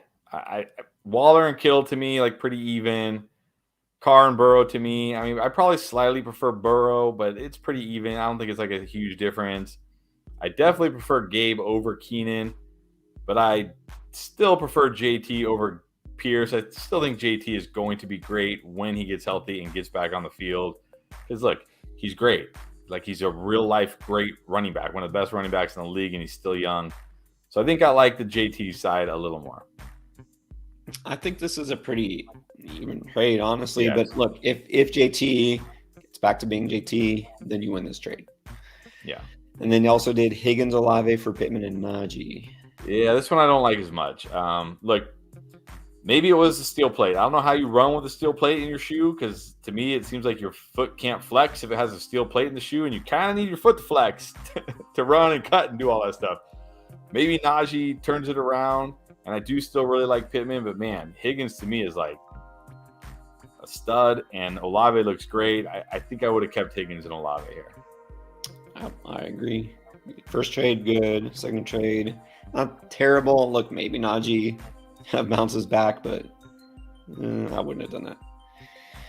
All right, Isaac K. What's up, Isaac? Non-PPR, have Higbee, Godwin, Hunt. Would you start Taysom over any of those? No, I can't start him even over Hunt. I thought about it for a second because it is a tough matchup, but we know Hunt is going to get close to 50% of the snaps. He's going to catch some passes. He's probably going to get some chances in the red zone. Like, I'll still take that over Taysom Hill. Yeah, I agree. Taysom's fine if you don't have a solid option. These guys are still, solid enough. Yeah. And then what do you think about Breida or Samaji? I mean, they're worth stashing if you're in like deep leagues and you have the bench spots, but that's about it. Yeah, I mean, it would take a serious Saquon injury. Knock on wood, not going to happen. But nah, I wouldn't pick him up. There's got to be somebody better. Let's see. Marcos Cardozo, Olave Waddle, Devontae Smith. Pick 2. Well, I know you're not going to like this answer, but I can sit Waddle here. I like Smith a lot this week. I still like Olave. I'll sit Waddle. Yeah, no. I mean, Devontae Smith is easy to start. If Olave plays, you gotta love him because Michael Thomas, Jarvis Landry are not playing, and so even with Andy Dalton, I think it's fine. So I would say Waddle too, but do make sure to check pregame that Olave is full go. All right, M broke down. Give us a super chat. All right, here we go. Would you start between J-Rob, Etienne, or Darrell Henderson? Definitely going Henderson here. Again, I like Etienne's potential down the road. And by the way, thank you. We appreciate the super chat. By the way, thank you. We do very much appreciate it because, like I said, we've come from nothing to this, so we appreciate everybody. But I'm going Darrell Henderson here because, again, I like Etienne. I think there's going to be a time where Etienne is an every week must start, but I'm not ready for that yet. J-Rob trending in the very wrong direction right now. Henderson is like, who's their other running? Malcolm Brown is like their other running back. Like they really don't have anything behind Darrell Henderson. So I think you got to play Darrell Henderson. Yeah, because it went from all Robinson to now it's like all of a sudden it's like a strict timeshare or what? I mean, it's just kind of a mess. You don't want to get caught like holding the bag on the wrong guy. So I'll go Darrell Henderson. You always, when you're in doubt, you go for volume. Who's going to get the touches? Who's going to get the targets? Henderson's got to get more touches than either of those guys, I think. Yeah. Yusuf Saleh says Dobbins, Wilson, or Dobbs at the flex. Is that Garrett Wilson? Since we're talking about wide receivers, I'm going to assume Garrett Wilson. If it's Jeff Wilson, I definitely start Jeff Wilson over those guys. Yeah. If it's Garrett Wilson, then it becomes tough. It is tough. Then it becomes tough. I think I'm going to go Dobbs in PPR. At least he's getting some targets. He does get targeted near the goal line in the red zone. He's got Aaron Rodgers. I think I'm going to go Dobbs. If it's Garrett Wilson. If it's Jeff Wilson, I'm going with Jeff Wilson. Yeah. If it's Jeff Wilson, easily Jeff Wilson. If it's Garrett Wilson, it's easily not Garrett Wilson. I don't love it, but I guess Dobbs, with the Jets, they're looking better, but their secondary, it's like if Sauce is on you, forget it. You're not catching it. Everybody else, there's some leeway there. So I don't love Dobbs, but compared to those options, I would go Dobbs too. All right, Brian Black, and his question is here. Gino, that's a good move. 10-team league. If Olave sits, those are the choices. Well, Keenan Allen's not playing. Yeah, Keenan. I mean, I think they're listing him as doubtful, but Keenan Allen himself said no. So when the player says no, I'm going to assume he ruled himself out. Yeah, he just ruled himself out. I'm going to go London over Thielen here. Thielen just no real upside. He's got to score a touchdown. So I'm going to go London. I like London this week. Yeah, definitely London. I think Olave sounds like he's trending towards playing, but with concussions, always tricky. So yeah, just check. Here it is again, Deion Jackson or Etienne. Still going Jackson. Etienne the better player, but again, a strict timeshare with J-Rob. I think Jackson gets more of the work like he did last week. He looked pretty good, and the Jags' run defense is really bad, so I'm going to go Jackson. Yeah, I agree. It's too tough to trust that Jacksonville backfield right now. So that's the Ben and Ronnie network. That is our go. All right. Jake Simcox from, I guess, New Zealand. Nice. Right, thanks for joining us. Always wanted to go over there. It must be either really early or really late. Yeah, full PPR, Juju, Dylan, or Carter. Is that Michael Carter? I can't start Michael Carter. Can't go. Yeah. I got to go Dylan here. I can't start Dylan. Juju. I can't start Michael Carter. I know he had like 2 touchdowns, but Brees Hall basically like said, here, old guy, old man, because Michael Carter is like a year older than him. Here, old man, like let me get you down to the 1, and you can have here you go, have your cute little touchdowns. But that's not going to continue. Like I got to go Dylan.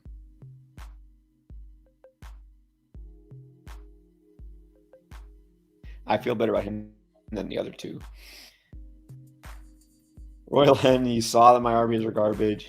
I mean, I don't think we said that, but all right. Is it okay to trade away Josh Allen for a package deal like Hurts and Brees? Absolutely. I mean, if you're gonna get Hurts and Brees for Josh Allen, if somebody's really willing to do that, absolutely. I would even. Well, what about Jacobs and Burrow? I don't like that as much. Yeah, I don't like that one as much. I think I stick with Josh Allen because he almost is like a running back and a quarterback in one, right? So. Right. I think I still, if you can get Hurts and Brees, do that for sure. Jacobs and Burrow, I don't think I do that. Agree. I mean, yeah, if you're upgrading multiple positions, as long as you don't take a huge hit at quarterback. I mean, you don't want to get like Stafford back, because this year he's kind of done nothing. All right, let's keep going. By the way, for those who just joined us late, apologies. My throat is a little scratchy because I'm coming off a sinus thing, but nothing will stop me from answering start set questions for fantasy football or watching tomorrow. All right, Benjamin or Melvin Gordon?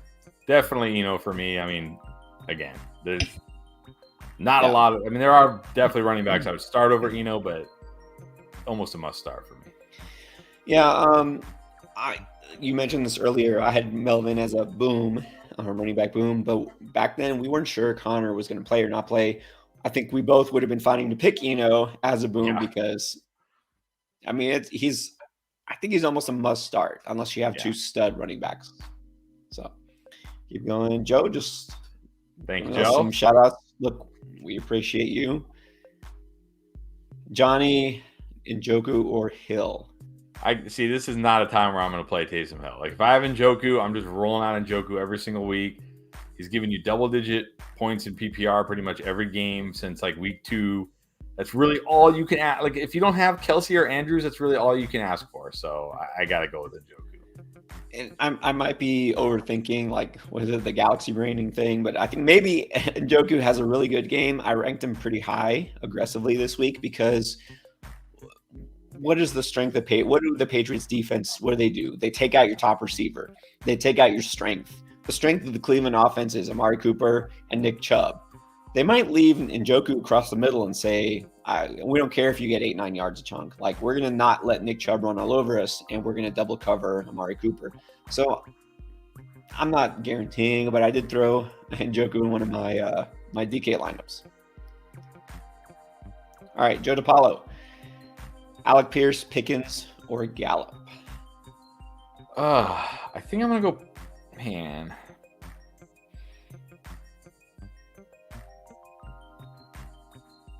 I mean, I pretty easily can pick this one because I said I almost picked Pickens as a boom. I'll go Pickens. I think he's got the upside. Gallup, tough matchup. Pierce, rush. Who knows? Yeah, I mean, Pickens is where I was going to say Pickens right away, and then I was like, well, is it really that obvious? But I'll go with Pickens as well. I mean, I don't like the matchup at all, but Gallup against the Eagles with Cooper Rush, like, Garbage time. True. All right, Randy Mitchell. Ooh, okay. we got this is a legit question. Herbert or Geno? It's not a legit question to me. I'm sorry. I'm not benching Justin Herbert for Geno Smith. I can't do it. No, I'm going Herbert. I know. I don't either. But look, I have Geno ranked like right below. But yeah, I go Herbert and then pick 2 running backs and a receiver and the flex. We are all those guys. All right, well, let's see. Where are the running backs here? We got Singletary, Sanders. I only see 2 running backs. I mean, I don't know if that's... Unless Cooks is Dalvin Cook. Sometimes people put Cooks, which is Brandon Cooks. Yeah, so because then the receiver starts, so that's probably Dalvin Cook. Okay, and then that's Khalil Herbert, I assume. So I'm going to go... You already didn't start him. Yeah, you already didn't start him, hopefully. I'm going to go, if that's Dalvin Cook, I'm going to say Dalvin Cook. I guess I'll go Singletary over Sanders. It's really close, but Singletary does catch some passes and should have touchdown upside in this game. Should. Well, your wide receiver has to be Stephon Diggs. Like, has to. And then I'm gonna assume that's Mike Williams, Tyler Lockett, Jacoby Myers, or I'm gonna go Jacoby Myers Or Mike Williams. Look, I'm very nervous about Mike Williams this week against Patrick Surtain. They're like no Keenan Allen. They're just gonna double Mike Williams all game, like what they did with Pittman. Right? They're just gonna do what they did with Pittman. Take him out of the game. Jacoby Myers in a smash spot this week. I mean, Lockett definitely has the upside, but he also has like the no floor. I'm gonna go Myers over Mike Williams this week. Yeah, I mean, I did have Myers as a boom. I mean, I look. We know what Mike Williams does. He's boom bust. This could be a bust. So I don't mind doing that. Lockett, I think, is in a good spot, but I feel like I like Myers better. So let's do that. Dalvin Cook, we assume, and Singletary, Diggs, Moss. Because I think he means 2 running back and 2 receiver. I assume. Oh, okay. Well, then. I mean, I'd probably go Williams over Lockett. Yeah. Okay. There you go. Let's do that. So go Diggs, Williams, and then Myers in the flex. Here's an easy one. Would you trade Keenan Allen for Devontae Smith? If you're getting Devonta Smith, do that now. Yes, Anthony, get Devontae Smith, trade Keenan Allen. If someone's willing to do that, I don't know why, but don't deal with Keenan Allen anymore. All right, Luke Ferrando, trade Pittman and Ramondre for T. Higgins and Dameon Pierce. I do this. I do still really like Pittman, but we have to, at this point, we have to think T. Higgins is going to be better than Pittman. I'm pretty sure T. Higgins was drafted ahead of Pittman anyways. Pretty sure most people had T over Pittman. And look, Ramondre is going to be great this week. And he might be great. I don't know who they're playing next week. I haven't looked at the schedule, but he's going to be very good for however long Damian Harris is out. But Damian Harris is coming back. There is nobody coming back for the Texans. Like, it's going to be all Dameon Pierce. So I think you're getting the wide receiver and the running back upgrade here. So I do this. Yep, I agree. Look, Ramondre, well, I mean, obviously he's going to outproduce Pierce this week because Pierce is on bye. But, and that's the only thing. I mean, you're kind of going to get stuck. You're not going to get Ramondre's points this week. And Pierce, you're going to have to fill in for him. But long term, you win this deal. We like Pittman still, but T. Higgins is should be top 10 going forward. So I do this deal. Raw Dog is in the house. All right. He wants to know Godwin, Gabe, or Olave. Like, I like all these guys this week, but I cannot bench Gabe Davis in this matchup. Like, it's just too. I know it's tough because I love Godwin this week. I mean, he's got a great matchup, but man, Gabe, you know what his ceiling is. Yeah. This game should be just nuts. So, God, I would hate to have Godwin on my bench, but I would hate more to have Gabe on my bench. Yeah. Gabe 3 catches, 3 touchdowns for 150 yards on your bench. Godwin, 8 catches for 80 yards and a touchdown. And you're like, that was a great game, but it wasn't 3 catches for 150 and 3.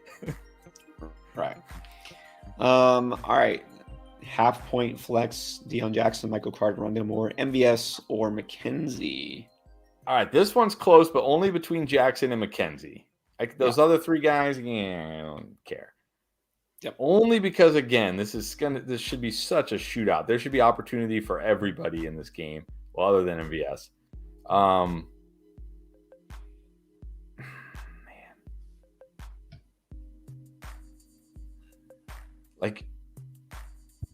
Jackson is safer than McKenzie because McKenzie, especially I think Dawson Knox is playing. We know Gabe Davis is playing. We know Diggs is playing. There's a chance that McKenzie is the odd man out here, right? It just can happen. All they do is spread it around. But he has the way higher ceiling in this matchup. So I think if it was me, I'd have to get McKenzie in my lineup. It'd be hard not to have McKenzie in my lineup and not have a piece of that game. Yeah, we'll just talk about that game. you gotta like McKenzie's upside. I mean, I like Deion Jackson, but when it's close between those kind of fringe flex guys, go for the upside. I gotta like McKenzie. Okay, we're still catching up here. We're about 10 or so minutes behind. So clarifying here, the super chat came from a different M. That was a green M. This is the pink M. So thank you, pink M. Green M, I guess, has left the chat. So I guess still appreciate you, red M, for being on here and listening. Still appreciate you. Yes. So thank you, pink M. That will now be your name forever. Yeah. Look, I get it. I use pseudonyms. You don't have to use your real name, but M is a little vague. So apologies for the confusion. All right. John Slater is Gus Edwards. We're stashing. Look, I love Gus Edwards. I'm a huge fan. I'm a Hurricanes fan. I loved him in college. He's a bust. He's a tank. He's coming off ACL on a team that doesn't run with the running backs. So short answer is no. As much as I love Gus, no. Well, I was going to say, I mean, no, but if you have an IR spot and there's nobody else on IR that you could stash, then sure, stash him. But if you have somebody else go on IR, then you're going to drop him, obviously. But if nobody else that's on IR is on the waivers, then of course you can stash him. He's not taking up a bench spot or anything. But I don't have high hopes for Gus Edwards this year. Because even when he comes back, people are start Gus Edwards, and then you're just going to be disappointed. I mean, he's literally going to be touchdown or nothing. Yeah. Dion or Hunt? This is Felix Mostel. I can't believe I'm saying it, but I think you got to go Deion Jackson. Again, Hunt has a chance to score. We'll get some usage, but it's such a tough matchup against Patriots. Deion Jackson in a good spot this week. I think he outscores Hunt. I'm going Deion Jackson. I really have to think about this, and I'll say now, by the way, I mentioned this already, but Patreons, you're doing the patreon.com/fantasyfootballendgame. Link is down below. The patrons get the rankings, and I update them constantly. Just found out this morning that, this afternoon, that both Taylor and Hines are out. So I haven't adjusted yet because I kind of just got back home, and then we're doing this. So I will update them right after the show. So I don't really know how I feel about Deion Jackson related to Kareem Hunt. They're going to be kind of in that same tier. I feel good that you can start Deion Jackson. Do I feel better about him clearly than Hunt? I think they're very similar to me. But I think I might go Deion Jackson because I feel like he's going to be the number one guy there, and Hunt isn't. And Hunt's facing a tougher defense. So yeah, I'll go Deion. And then Steve Johnson. I want to throw this up here, guys. Everett or Hill? We kind of answered this earlier. Yeah, I still go Gerald Everett. No Keenan Allen. Like I said, I think the Broncos take away Mike Williams as best they can, and I think we see Everett get a bunch of catches again this week. Always has touchdown upside, so I'm gonna go Everett. Got to go Everett, guys. Taysom Hill, a guy you can throw in there if you're down, Hawkinson on bye or whatever. But I don't think you have to force him in your lineup. Everett's been solid. Another non-super chat because I don't feel like we get enough kicker questions. Oh boy! All right, well, I'm gonna let you take this one. I'll be back in 1 minute. Okay. Look what I did. I made Chris leave. Okay. Chris, not a fan of kickers, so I'll just say Lutz Maher. Joseph Butker just came back, but look, he's a Chiefs kicker. That should be a high-scoring game against Buffalo. I would just roll with Butker because Maher, you don't know against Philly if Cowboys are really going to be scoring a lot. I'd go Butker. You agree? Sure. All right. There, it's unanimous. All right, Julian Mangan. Would you trade CD and Hunt for Henry and Pierce, meaning No. Derrick Henry? I can't do it. Alec Pierce, not really. It's kind of a throw-in. Yeah, he's kind of a throw-in. I still think Hunt is one of those guys that when you need him, you can start him and he'll be fine. And I still think CD will be an elite wide receiver this year. I got to keep CD and Hunt. I do think those two are kind of more valuable than the other two. I mean, if you are really hurting for a running back that's like a solid running back, you want Derrick Henry. I get that, but I kind of prefer the CD Hunt side. And then Jacob Jones with another. I see you're in the chat. I'm trying to see where your question is though, unless it's just a super chat to super chat. So, oh, here it is. It was right below. All right, 2 and 3, 2 running backs, 2 receivers, and a flex. I mean, well, actually, maybe it's not. I was going to say Chubb Mixon for sure, but then you got Jeff Wilson, and then Chase, Olave, Pittman, Pickens, Judy, Garrett Wilson. Well, I'm going to start with the 2 running backs. I got to start Chubb and Mixon. I can't not start Mixon. I know he hasn't been great, but that usage is there. And then for wide receiver, I think you got to start Chase and Pittman. So do you flex Jeff Wilson? I think I flex Jeff Wilson over Olave. I do. I just like the usage. I like the matchup. I do like Olave, but again, it's Andy Dalton. Kind of needs touchdowns right now, so I go Jeff Wilson. Yeah, I think you do that. Flex Jeff Wilson, Chubb Mixon for sure, Chase Pittman. Yeah, let's do that. All right, Isaac K. Once again, he's got Tyreek and Chase and Godwin at the flex, Deontay on the bench. Is he a keep or a sell? Deontay? You can't sell him though. Like we talked about this with other guys in the past. Like this is not the time to be selling Deontay Johnson because what are you going to get? Like you're not going to get anything for him, right? So he's a keep at this point. And yes, I think there is upside in sight for him. I mean, people lost sight of the fact that Deontay Johnson had 13 targets last week. Like everybody's like, oh, the Pickett-Pickens connection. What about the Pickett-Deontay connection? Because they had 13 targets. That's a way bigger connection. And Deontay is a very, very good real-life wide receiver. And their schedule does soften up in the second half. So I do think there is some upside for him. But I think you just have to hold him right now. So you're holding? I mean, I would say sell. I don't know how high his value is, unless he has a big game today, tomorrow, which we're not expecting. You may not really be able to get that much out of him, but he's going to get targets, but are they going to be on target targets? Like, is he going to catch those targets? That's the thing. So, I mean, if you can get good value back, I'm not sure what you're looking for. If you can get a solid running back, like a Kenneth Walker back, someone with upside, sure. I mean, yeah, you get Kenneth Walker for Deontay Johnson, take it, but I don't know. Yeah. That's the problem. I don't know what you're getting for Deontay right now. All right, Vic, Dion or a questionable Mostert? Because, yes, Mostert has been banged up. He kind of has a history of not being healthy. Yeah, but I still got to go with Mostert. We know his ability. We know his big play ability. We know his role in this offense is basically the only running back they use, right? Chase Edmonds is basically like not even being used anymore. So, and I like the matchup for Mostert. I still got to go Mostert. Yeah, Mostert has the upside. I mean, he's still the guy until they trade for Cam Akers. So he might still be the guy. Yeah. Then we'll have 2 injury-prone running backs. All right, Aaron B. Olave for Michael Gallup and Brian Robinson. No, I keep Olave. Look, it was nice to see Brian Robinson score, and there was one league where, I was telling everybody, don't start Brian Robinson, but there was one league where I had to start him, and I was very happy to see him fall in the end zone, but if you look at these snap counts and the usage, Brian Robinson is probably just going to be nothing more than like a low-end RB2, maybe a high-end RB3, because he's not catching any passes in this offense. Like, that's all Gibson and McKissick.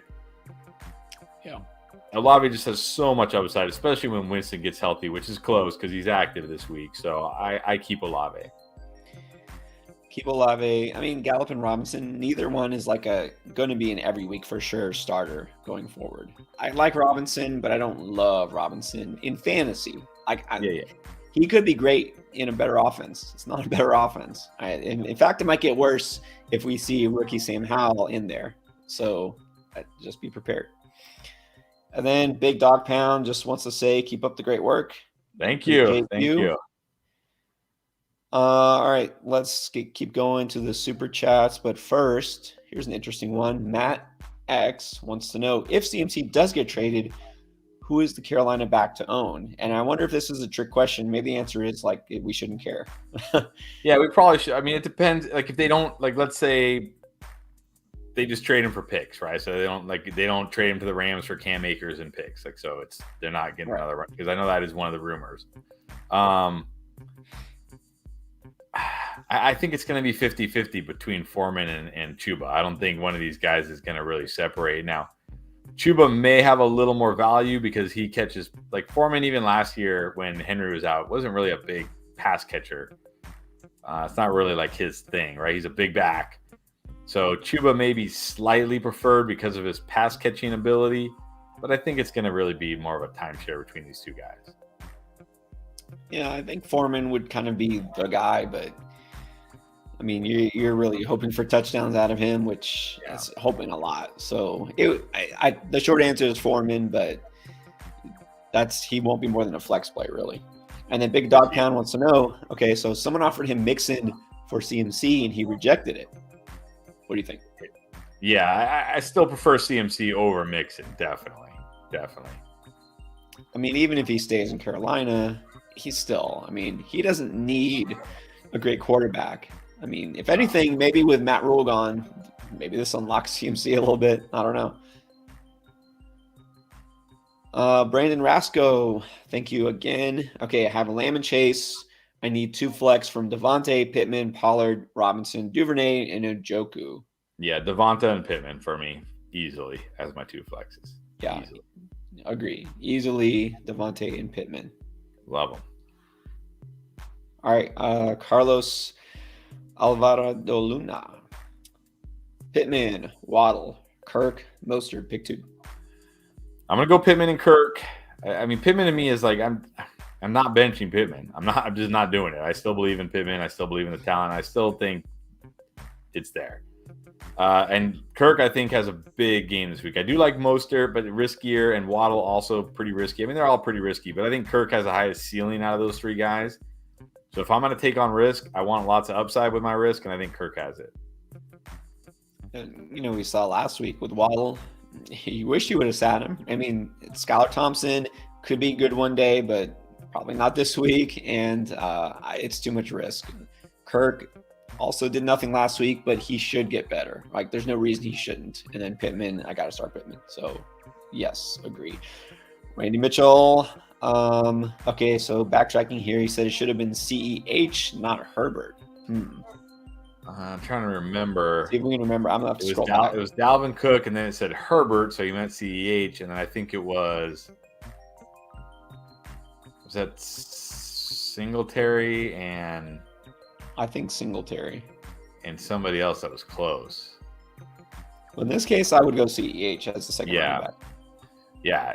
Yeah, me too. Because I know you say, it's a tough matchup against the Bills, but it's going to be such a high-scoring game, and CEH gets receptions and he gets work around the goal line. So he's got such huge touchdown upside, even more than Singletary. So yeah, CEH.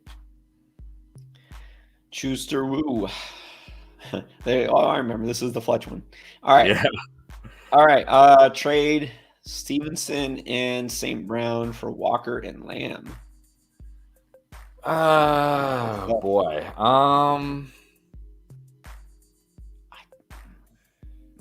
I think I like the Walker Lamb side.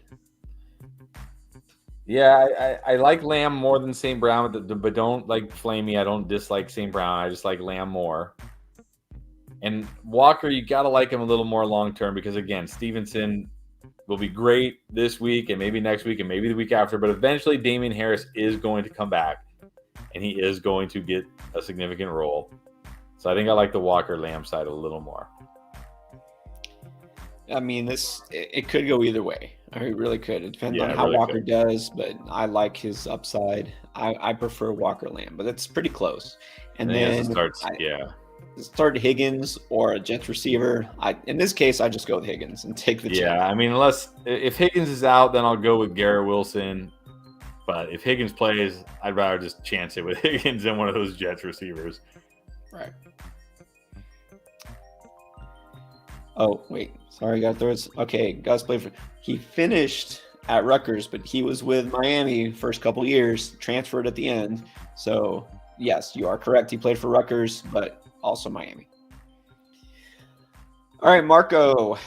Dalvin Cook, Kenneth Walker, Etienne, Sutton, Dobbs, Higgins, Gallup, Freiermuth, Hurst. Pick 2, 2, 1, and a tight end. Well, Freiermuth is out, so you can definitely pick Hurst.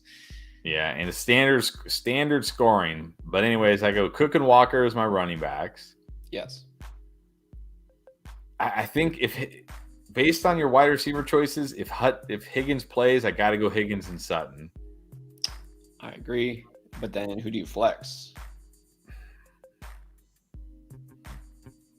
I think I flex Etienne.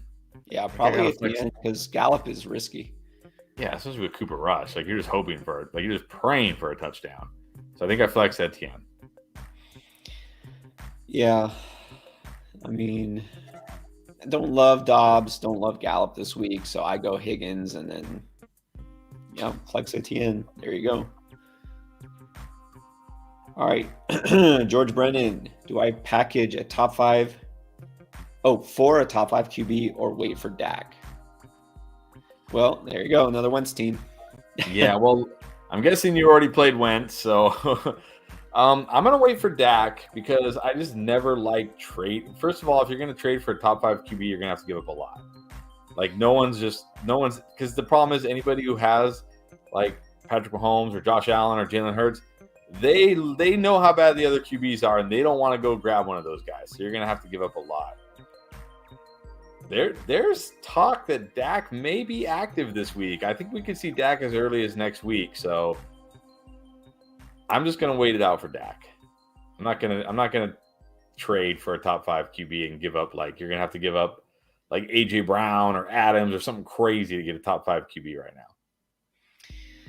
And especially, look, you already went with Wentz this week, obviously. So Dak might come back next week or the week after. At this point, if you were going to do that move, it should have been a week or two ago. So at this point, you might as well wait. I would drop Wentz and try to stream a different quarterback next week. I don't know who's available, but yeah, I agree with everything you said. You're just going to have to wait it out and hope Dak comes back sooner than later. Ashley Gomez wants to know, have PPR McKenzie, Rondale Moore, or Dobbs? I can definitely go McKenzie out of this group. Again, just give me a piece of that game. Give me a piece of that game and let the chips fall where they may, but give me McKenzie. Yeah, I agree. I like McKenzie. I'm never a big Rondale Moore guy. Yeah. I mean, he's so dependent on targets. It's not a bad matchup. He could do something, but he never scores. He just never does. I'd rather have McKenzie for sure. Brian McGee, Eno, Etienne, or Ayuk? Haven't had an Eno question in a long time, but definitely Eno for me. Definitely Eno. Love Eno this week. Definitely Eno. Yeah, agree. Ayuk is so hit or miss, but yeah, Eno is definitely a better spot there. This one I want to answer real quick. Not a super chat, but Smoke Dog. Would you drop Boyd for any of those guys? I mean, Jacoby Myers out there, you got to pick up Jacoby Myers. Yeah, go right now. Get on your phone, drop Tyler Boyd, and pick up Jacoby Myers right now. Yes, right this second. All right, Larray 111. Do I trade Saquon and Christian Kirk for Kupp and Mixon? Oh boy, this is a big boy trade right here. This is a big boy trade. Top running back for the top receiver.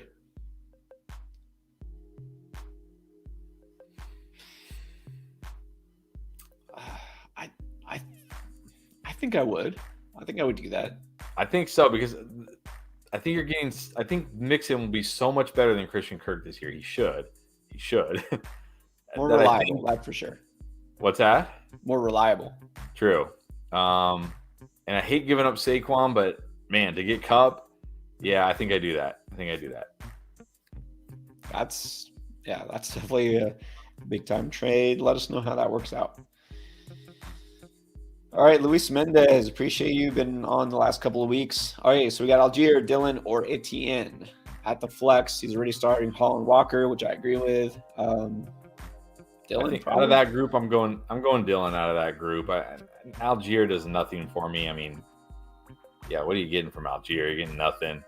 Etienne, okay, maybe, but again, I'm not really ready to trust him yet. I think we see Dillon get more involved. I don't think it's going to be like last week where Aaron Jones is just taking over this backfield.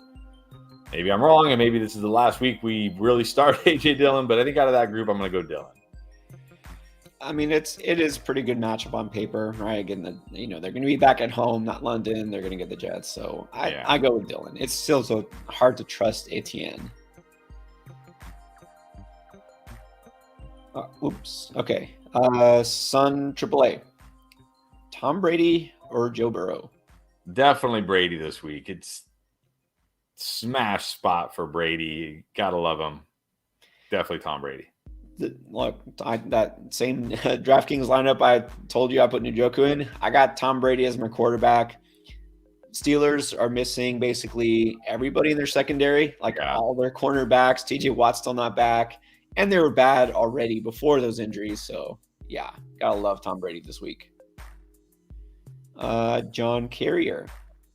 Got Najee, Robinson, Thielen, McKenzie. Who could I trade for? I mean, this is the thing. You're trading these guys at the bottom of their barrel. I mean,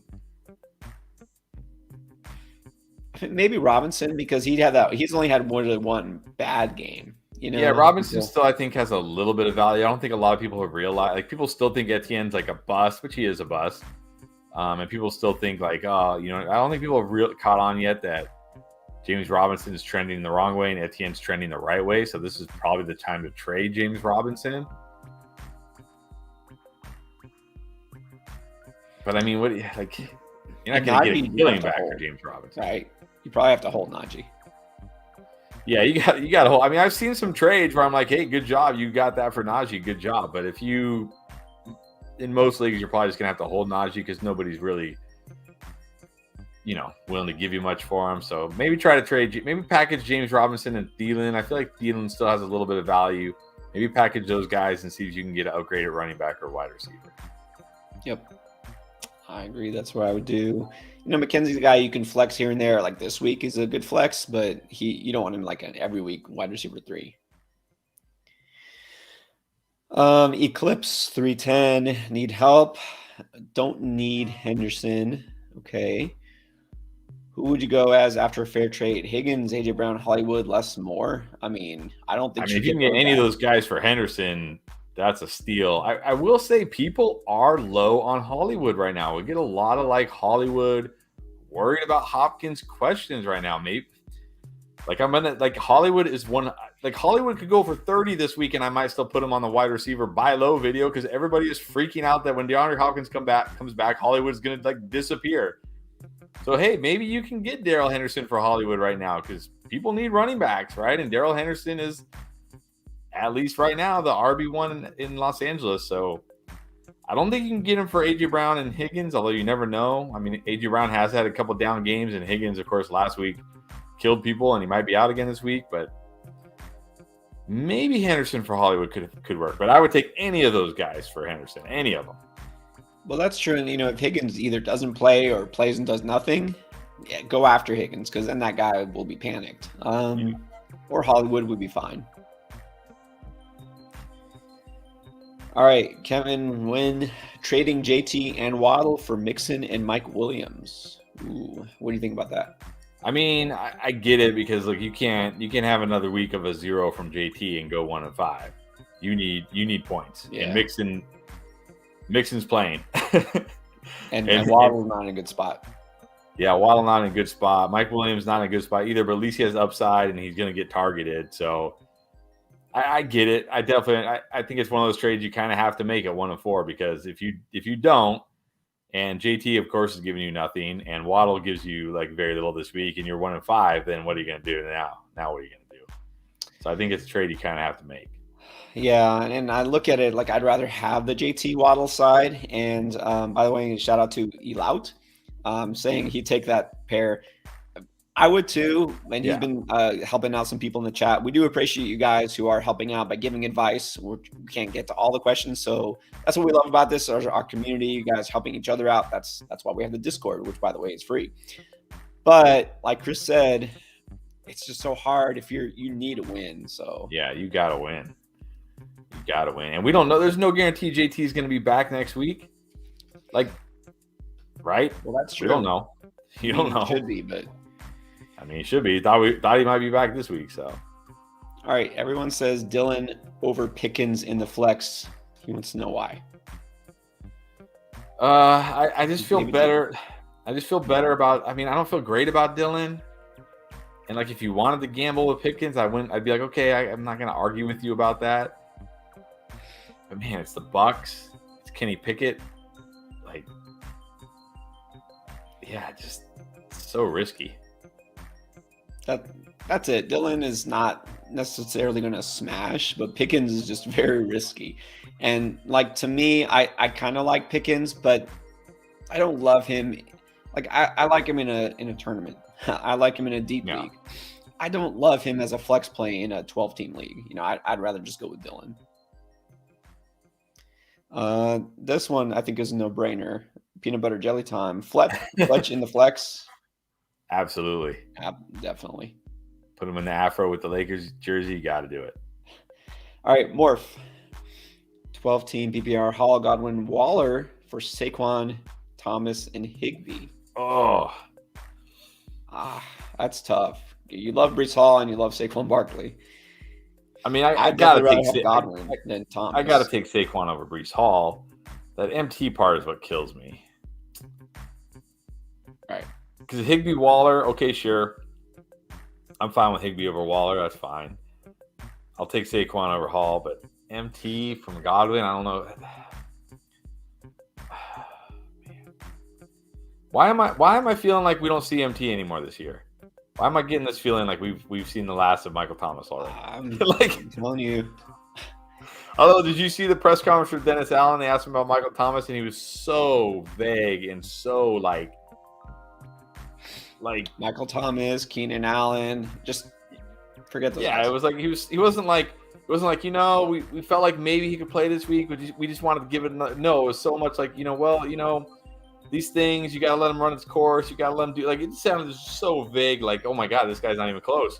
Michael Thomas isn't even close to getting on the field. I think. I mean, I hate to say, I almost feel like it's like and I'll always compare this to like a Kawhi Leonard thing, where it's like, I can't, and like a year later, like, oh no, it's the foot, like I can't. He's like, you can't, or you don't want to. Yeah, I think I keep the Hall, Godwin, Waller side. If I felt better, like if MT was actually playing, even if he wasn't doing great, if he was actually at least playing, I'd probably take that side. But I think because of the MT from Godwin, I think that could be like a really good wide receiver to no wide receiver, like that type of downgrade. I keep the Hall, Godwin side. Yeah, I agree. I'd rather have the Hall, Godwin side. I don't think you really are upgrading your team other than maybe, you know, kind of upgrading Saquon to Hall, but that might not even be a huge upgrade by year's end. Keenan Fleming offered. Oh, whoa. This okay. is a huge trade. It's like a 5 for 5. Jeez. CMC Kirk, DJ Moore, St. Brown, Elijah Moore. For Diggs, Williams, Pollard, Etienne, and Kenneth Walker. All right, well, let's see. You got stud for stud, CMC for Diggs. You got a huge upgrade, Mike Williams over DJ Moore. Then you got you got a huge downgrade to St. Brown and Pollard. But you're getting Etienne and Walker thrown in there. I think I'd do this.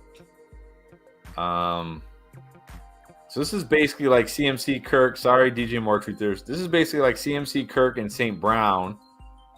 Because to me, DJ Moore and Elijah Moore, like, yeah, they're never entering my lineup, especially you got those guys. For Diggs, Mike Williams, Etienne, and Walker with the potential of Pollard. So I take the Diggs side here. I take the Diggs side. Wait, I think it sounds like he got offered the first side. So you don't take that? Yeah, I don't take that because to me, like DJ Moore and Elijah Moore, like they're never going to crack your starting lineup probably. Kenneth Walker could be great. Etienne could still take over that backfield. Pollard, like, are the Cowboys going to keep running Dusty Zeke this much? Maybe. So I take that aside. This one's interesting because, okay, so you're getting CMC Okay, just look at running backs. Like, how does this affect your team? You get CMC, you're trading away Walker and ATN. I think that's an upgrade. I mean, because Walker, as good as he might be, you got a stud running back. At wide receiver, okay, let's just ignore the Moores and let's ignore Pollard. Right. Okay. So it's basically Sun God and Kirk for Diggs and Williams. It's close. I think I do like the Diggs-Williams side better. But is the difference in receiver bigger than the difference in running back? I don't know. I think you can consider it, not knowing the rest of your team. If you have a solid RB2, I think you could consider this. I don't know that it's clearly a win, though. That's the thing. Because you're thinking you like the wide receivers much better. Is that it? Well, to me, it's like Diggs, CMC. Like, okay, yeah. I mean, I probably slightly prefer CMC because he's a running back. But I just see so much potential for Etienne and Walker. Yeah, Kirk and St. Brown. But I'm also getting, those. I think those two running backs could eventually, like, they're not going to be as good as CMC, but they could eventually break away. So, I mean, it's close. It's definitely close.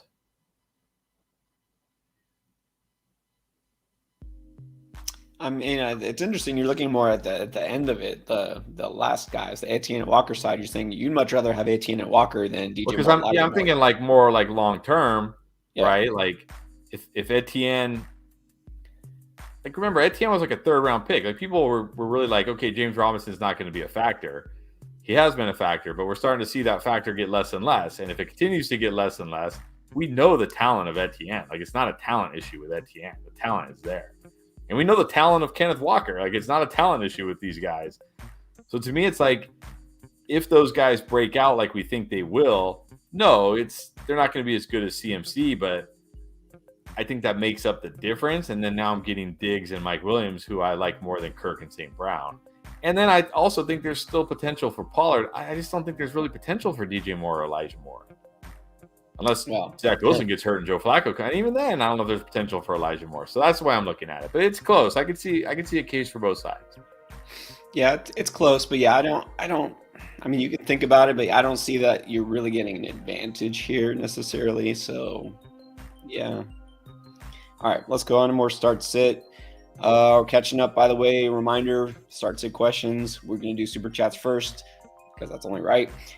We are going to get to some other questions, and we'll do a lightning round at the end.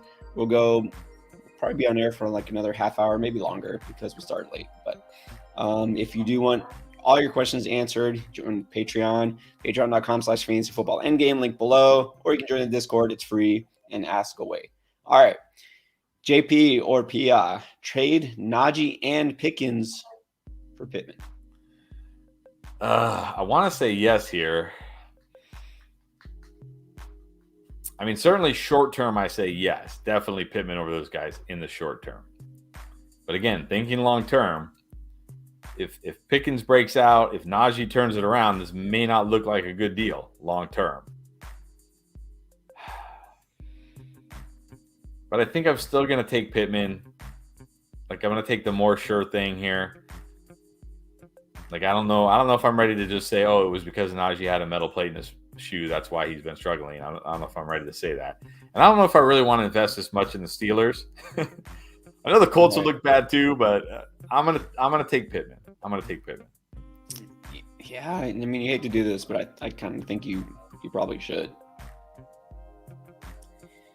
All right, Luke from Canada. Eno, Dylan, Etienne, Deion Jackson, start 2. Would you flex any over Lazard? Well, I'm starting Eno and Deion Jackson. I'm not ready to risk it with Etienne. And look, Dylan, after last week, I'm not ready to risk it with Dylan when I have those options. So would you put him over Lazard? Yeah, that's the question. Do I definitely Eno over Lazard? Do I flex Deion Jackson over Lazard? Probably. It's close. I do like Deion Jackson's matchup this week, but Lazard always has that touchdown upside. I don't know if Deion Jackson does in this Colts offense. So maybe not. Maybe I don't flex Deion Jackson over Lazard. If you're starting Eno and Deion Jackson, would you flex Dylan over Lazard? No, I'm not flexing Dylan over Lazard. And then Pitts or Hurst? I feel like we had this way back at the beginning. Yeah, I'm still gotta going go Pitts. I still got to go Pitts. And yes, it is slim pickings for tight ends. Every year it's slim pickings for tight ends. Stop making tight end a required start, please. Please. Yeah. It's no fun. All right, Joe, what is up? Join the Patreon. All right, just a little shout out. We appreciate you. Joe's with us every single weekend, Saturday and Joe. usually on Sunday, although I don't think we saw him last Sunday. I think so. Maybe he made a cameo. All right, so Joe also has a question. Eno over Hunt in the flex. Yep, We're saying pretty yes. easily for me. Pretty easily, yes. Yeah, we had a lot of Eno questions early on. You just have to. Look, maybe Eno ain't it, but I'm going to find out. I'm going to take a chance. He's got the backfield all to himself. Seattle's run defense is one of the worst.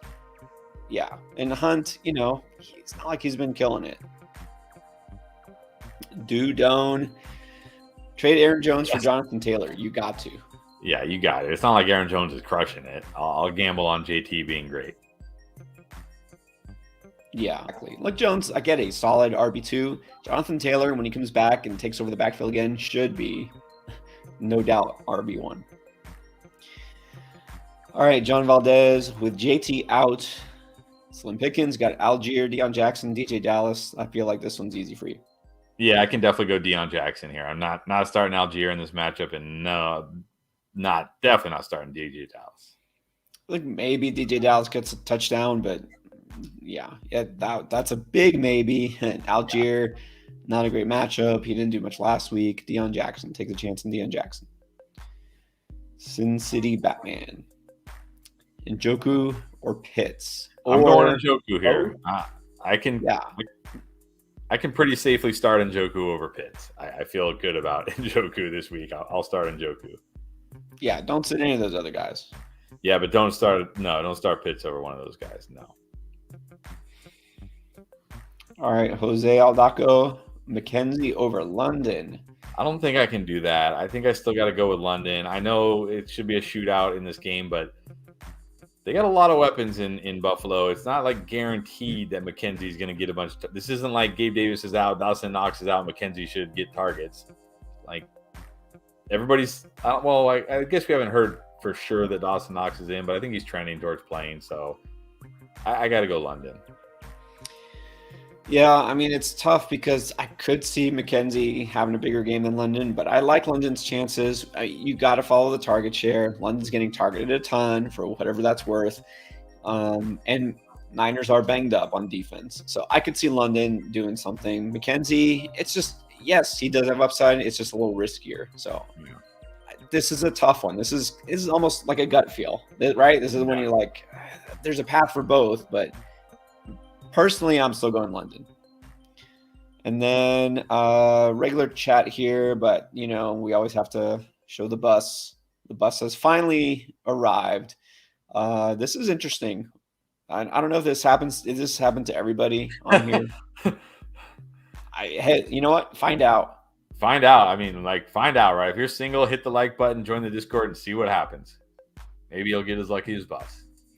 All right, and Keenan, following before, he says he has JT also. Which was that the big trade question? That was the massive 5 for 5, I think. Yeah, I mean that doesn't really change anything for me. So I still slightly prefer the dig side, but if you want to take the other side, I'm not going to argue with you. Yeah, that was this one. So he says he already has JT. Yeah. So I mean, I still slightly prefer the dig side. Having JT doesn't really change it for me. All right, Austin, 2 running back, 2 receivers, got Fournette, Walker, or Ramondre. Ooh, that's tough. Not for me. I got to go Ramondre over Kenneth Walker. It's just such a smash spot, and I don't even care if they say Damian Harris is playing because I don't think Damian Harris is really going to play. So against that Brown, I got to play. I like Kenneth Walker, but I got to play Ramondre.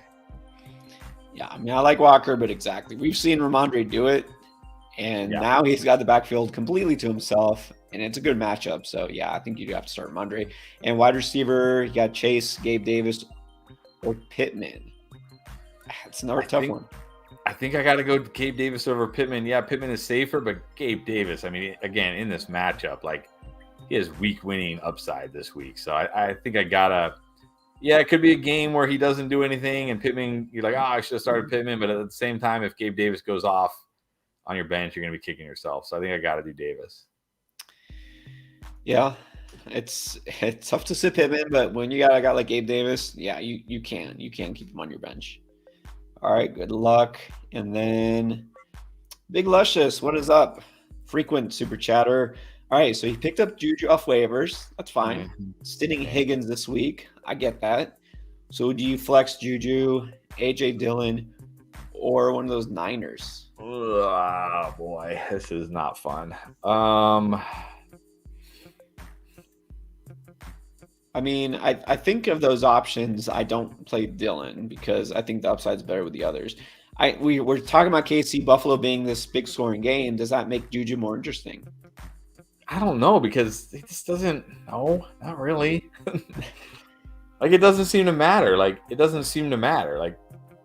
whatever high scoring game, low scoring game, middle scoring game, it doesn't seem to matter with Juju. I'll say this: if they say Higgins is playing, I'll risk it with Higgins over these guys. I just will. I'll say too bad. I'll risk it with Higgins because none of these guys, like Kittle, I'm not playing Kittle over these guys. Juju, like, what are you getting from Juju? You're getting like 8 points, 9 points, 10 points. That's all you're really getting. Same with probably AJ Dillon unless he scores. Same with that Ayuk unless he scores. Like, if Higgins plays, I'll just play with Higgins. If Higgins sits, maybe I will gamble on Ayuk against the Falcons, hitting on a big play, hitting on a big score.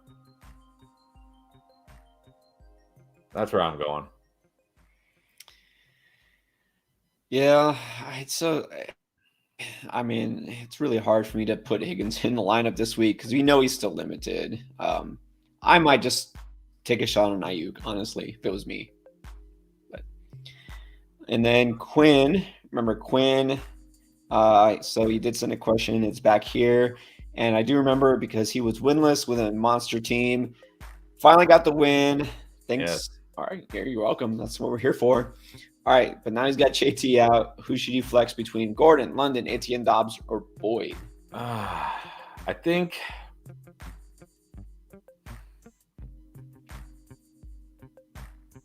I'm going to chase the upside of London, but I'll say Gordon feels safer because it's the Chargers, and we know his workload is what it is. But man, like, Gordon feels like he has to score a touchdown to have any upside, but he could do it against the Chargers. But I'm going to go with London. I mean, Gordon is at least catching some passes, right? When they throw to the running back, he's the guy who's getting it. But yeah, I mean, you really, at this point, you shoot for the upside. I go London also. It's between Gordon and London for me. I would go London. All right, Raw Dog is back. Okay, so rank for this week: Aaron Jones, Gabe Davis, Godwin, half PPR. I got to put Gabe Davis number one. Not that I think he's going to outscore these guys, but because his upside is so much higher than all these guys. Like, he could absolutely destroy these guys in half PPR points. Then I'll go Godwin next. Probably Aaron Jones third, and then Olave last, only because Olave dealing with Andy Dalton. Yeah, well, that's the thing. We don't know for sure Olave is playing. Yeah, Gabe Davis, you have to. I mean, I know I said I love Godwin and got him as a boom, but Gabe Davis is like, you have to start him. So for me, it's Davis, Godwin, Jones, Olave. By the way, guys, rankings, speaking of, and they will be updated as soon as we're off here. You want to know what our rankings are each week? Well, that's easy. Become a patron, and you'll have access to that. I put them out usually on Wednesday after we start to get some practice reports, update them on Friday, and then again Saturday night. And just also updated Dynasty rankings for those who play Dynasty. Nice. All right. Jason Quinones, what is up? Jason, always with us. Appreciate you. All right. Traded Fournette for Cook. I think these both guys you had as a sell high. Yeah, I don't really put sell highs anymore because I just do buy lows. But I would be selling these guys high, but I would definitely be selling Dalvin Cook high. I think I still prefer Fournette. Like the thing, so I tweeted this out. Probably don't follow me on Twitter, so I get it. And I hardly tweet, so I get it. But Minnesota, if you look at the last 4 years, they were like 29th in pass rate, 24th in pass rate, like 19th in pass rate. And this year they're 6th. What changed? No more Mike Zimmer. Now they have Kevin O'Connell. This is a pass-first offense. They pass near the goal line. They pass. That's all they do because they got the Rams offensive system here. You can't just look at Dalvin Cook and be like, this is the guy that's going to get 25 carry. No, he's not. He's just not. And yeah, he scored 2 touchdowns last week, but one was because a Justin Jefferson touchdown got overturned. I think one was like, yeah, they gave it to him at the 1. Like he'll still score, but I think I just prefer Fournette a little bit more. It's close though. I mean, this isn't really like this is a pretty lateral move, but I think I prefer Fournette slightly more.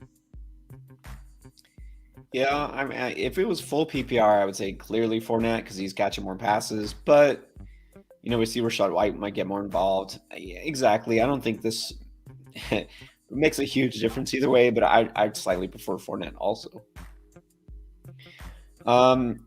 Emmy Itigbe wants to know who to start here. 2 running backs, 2 receivers in the flex. We got Stevenson, Walker, Etienne, Judy, Zay, Gallup, Dobbs, Pickens. Well, this is going to get tough. Thoughts on stashing Jameson Williams on IR. All right, well, let's start with the 2 running backs because that's easy. Stevenson and Walker. Yeah. 2 wide receivers. My goodness. I guess Judy and Zay Jones. I think I got to go with Judy and Zay Jones. Zay, I'm pretty sure I saw is playing, right? Zay's playing. Yeah, he's going to play, and Marvin Jones is not going to play. And Marvin Jones is out, so that helps him. So I'm going to go Judy and Zay Jones. Flex. Oh, boy. Man. Maybe Dobbs? Maybe Pickens if you want to shoot for the ceiling? Let's make this easy because I was actually going to say, okay, Stevenson, Walker, like for sure. Receiver, I mean, man, these are it's rough. Maybe have a lot of guys on bye. I don't know, but I would say Judy and Pickens, and then I would flex Zay Jones. So let's go those 3 guys. There you go. Because you need upside. Is what I'm saying. You need a guy who can hit a home run, and Pickens is that guy. True. And then I think you can stash Jameson Williams again, like kind of like Gus Edwards. If you got the IR spot, might as well stash. If you have the spot, might as well just know you won't probably get anything until November. If even. Would you start the Pats D versus the Browns or the Chargers D versus the Broncos? I'll go Pats D versus the Browns. Chargers D hasn't really been looking that great. I know the Broncos offense hasn't been looking that great either, but come on, the Browns, like, I'm not scared of Jacoby Brissett lighting up the Pats. That's probably going to be a super low-scoring game. I'm going to go with Pats. Yeah, Brissett does take sacks. They have a great offensive line, but they probably won't put up a lot of points. So I go Pats. Alex Sanchez, Henderson, or Dobbins. And then a quarterback, Jimmy G, Lawrence, or Daniel Jones. Well, I can easily go Henderson here over Dobbins. Lead back. Going to get all the touches pretty much. So I'll go Henderson. And then I feel like we had this question, and I went Jimmy G. I think I went Jimmy G. I'm still going to go Jimmy G. It's a good matchup against Atlanta. He can hit on a big play with Ayuk. Debo can always just take a little screen and score, so I'm going to go Jimmy G. Yeah, there won't be often I'll say you can stream Jimmy G, but this week with these matchups and these quarterbacks, I go Jimmy G too, and easily Henderson. He did say below it's full PPR. That makes it even easier, Henderson. Yeah. Okay, Phil with another one. Phil wants to know, he had JT, picked up Dion. Do you sub him for Singletary or Njoku? Oh, you have Njoku at the flex.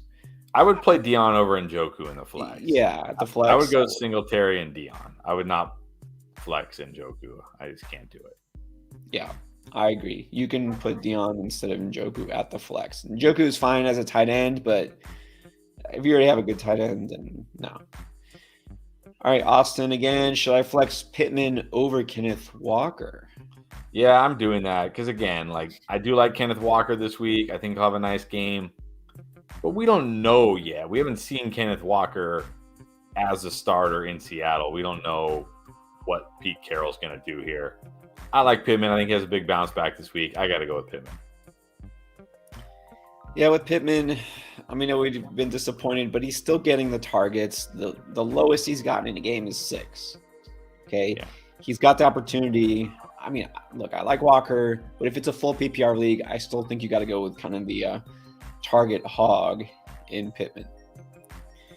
Big Luscious, what is up? I'm playing the dude who has JT Hines to graveyard players and bunch of players on bye, so you already got the win. That's a pretty nice position to have. Yeah, but you never know. I remember a couple of years ago, I was in my home league. You know, I was playing a team. It was like later in the season. They weren't even setting their lineup anymore. They had like 3 guys. They had like 2 guys on bye and a guy that was hurt. And I had this really good team, and I was crushing them. And then that was the week Tyreek Hill had like remember the first quarter against the Bucks? He had like 200 yards and 2 touchdowns in like 1 quarter. Remember that? Yep. And I almost lost. I barely eked out the win just because of one guy. So you never know. You never know. You never know. Still got to try to win. You still put the best lineup. It's true. Yeah. Like I've over the years, not often, but there's a time where a guy doesn't take somebody out of his lineup because he's on a bye or injured, someone, and you still lose because they have that one guy who goes off. That's all it takes. That's the beauty of head-to-head football. Yeah. Or the pain. All right, Mohamed Rashid. Love the reaction to my Swift Godwin Eckler Pierce swap last week. Still a good move despite Eckler scoring 30 again. Okay, so what do you think? Yeah, I still think it's a good move. Like people, it's funny to me. I was actually thinking about this because I think about this stuff way too much. After week 3, everybody's like, Eckler, a bust. Oh my God, he's terrible. And then now it's like, Eckler is incredible. Like, oh my God. Like, that's how quick it changes, right? Like, people's perceptions change so quick. Eckler still hasn't scored a touchdown inside the 10-yard line.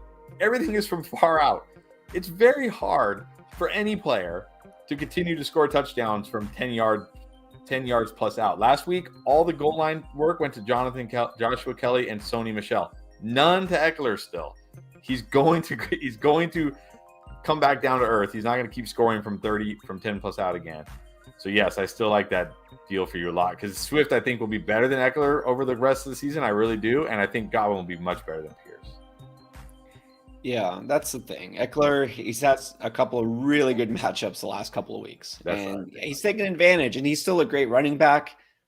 But Swift will get more volume, rest of the season. All right, is Gabe a sell high or keep as my wide receiver 3? I'm keeping him. Although after this week, if he goes off again, I mean, if you could trade him again, if you could trade him for somebody really, really good, you have to do it. But again, if you're saying if somebody a sell high, they have to be a sell high, not a sell very high, sort of good, which I see a lot of time. Like I traded this guy high, and it's like, well, I don't think that was trading high. So yeah. Like if you can trade him like for Tyreek Hill straight up. Yeah, I'd take Tyreek Hill. You trade him for a stud running back, meaning a stud running back, not like, James Robinson. You do it, but don't sell just to sell. And then finally, will Desmond Ridder start? You're stashing him in a super flex league. That's super smart. Super smart. I think we're going to see Desmond Ridder at some point this year. Marcus Mariota is not the answer.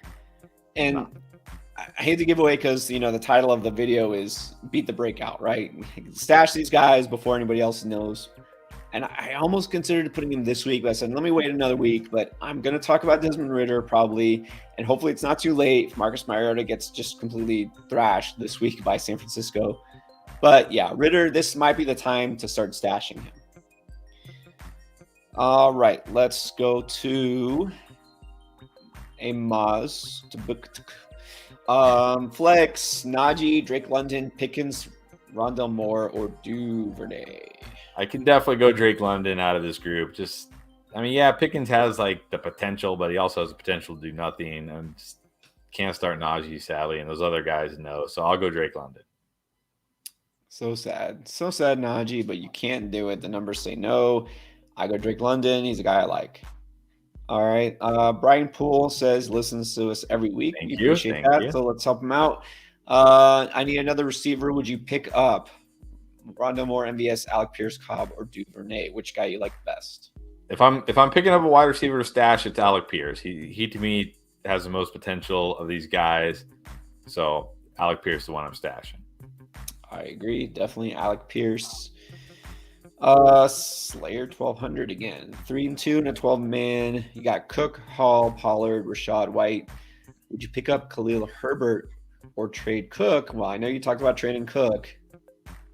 What are your ideas? Well, the time to trade Cook was after his big game last week. Now, he may have another nice game this week. It's a good matchup, but I always worry with Cook, like, not really catching passes. Madison is that's another thing about this coaching staff. This isn't like Zimmer, one guy. Like, Madison has been more involved than I've ever seen him before.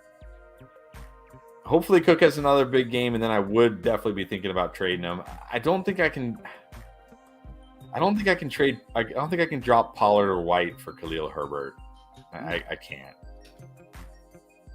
We saw what Herbert did on Thursday. He had that huge run. That's great. How many other runs did he get? What, 4 or 5 carries? I mean, with Monty healthy, Herbert is really not startable. So No. I get stashing him, but I wouldn't drop any of those guys for him, no. No. And by the way, Chris always does the trade videos every week. So he'll tell you who to buy low and, still doing the sells. No, not doing the sells anymore.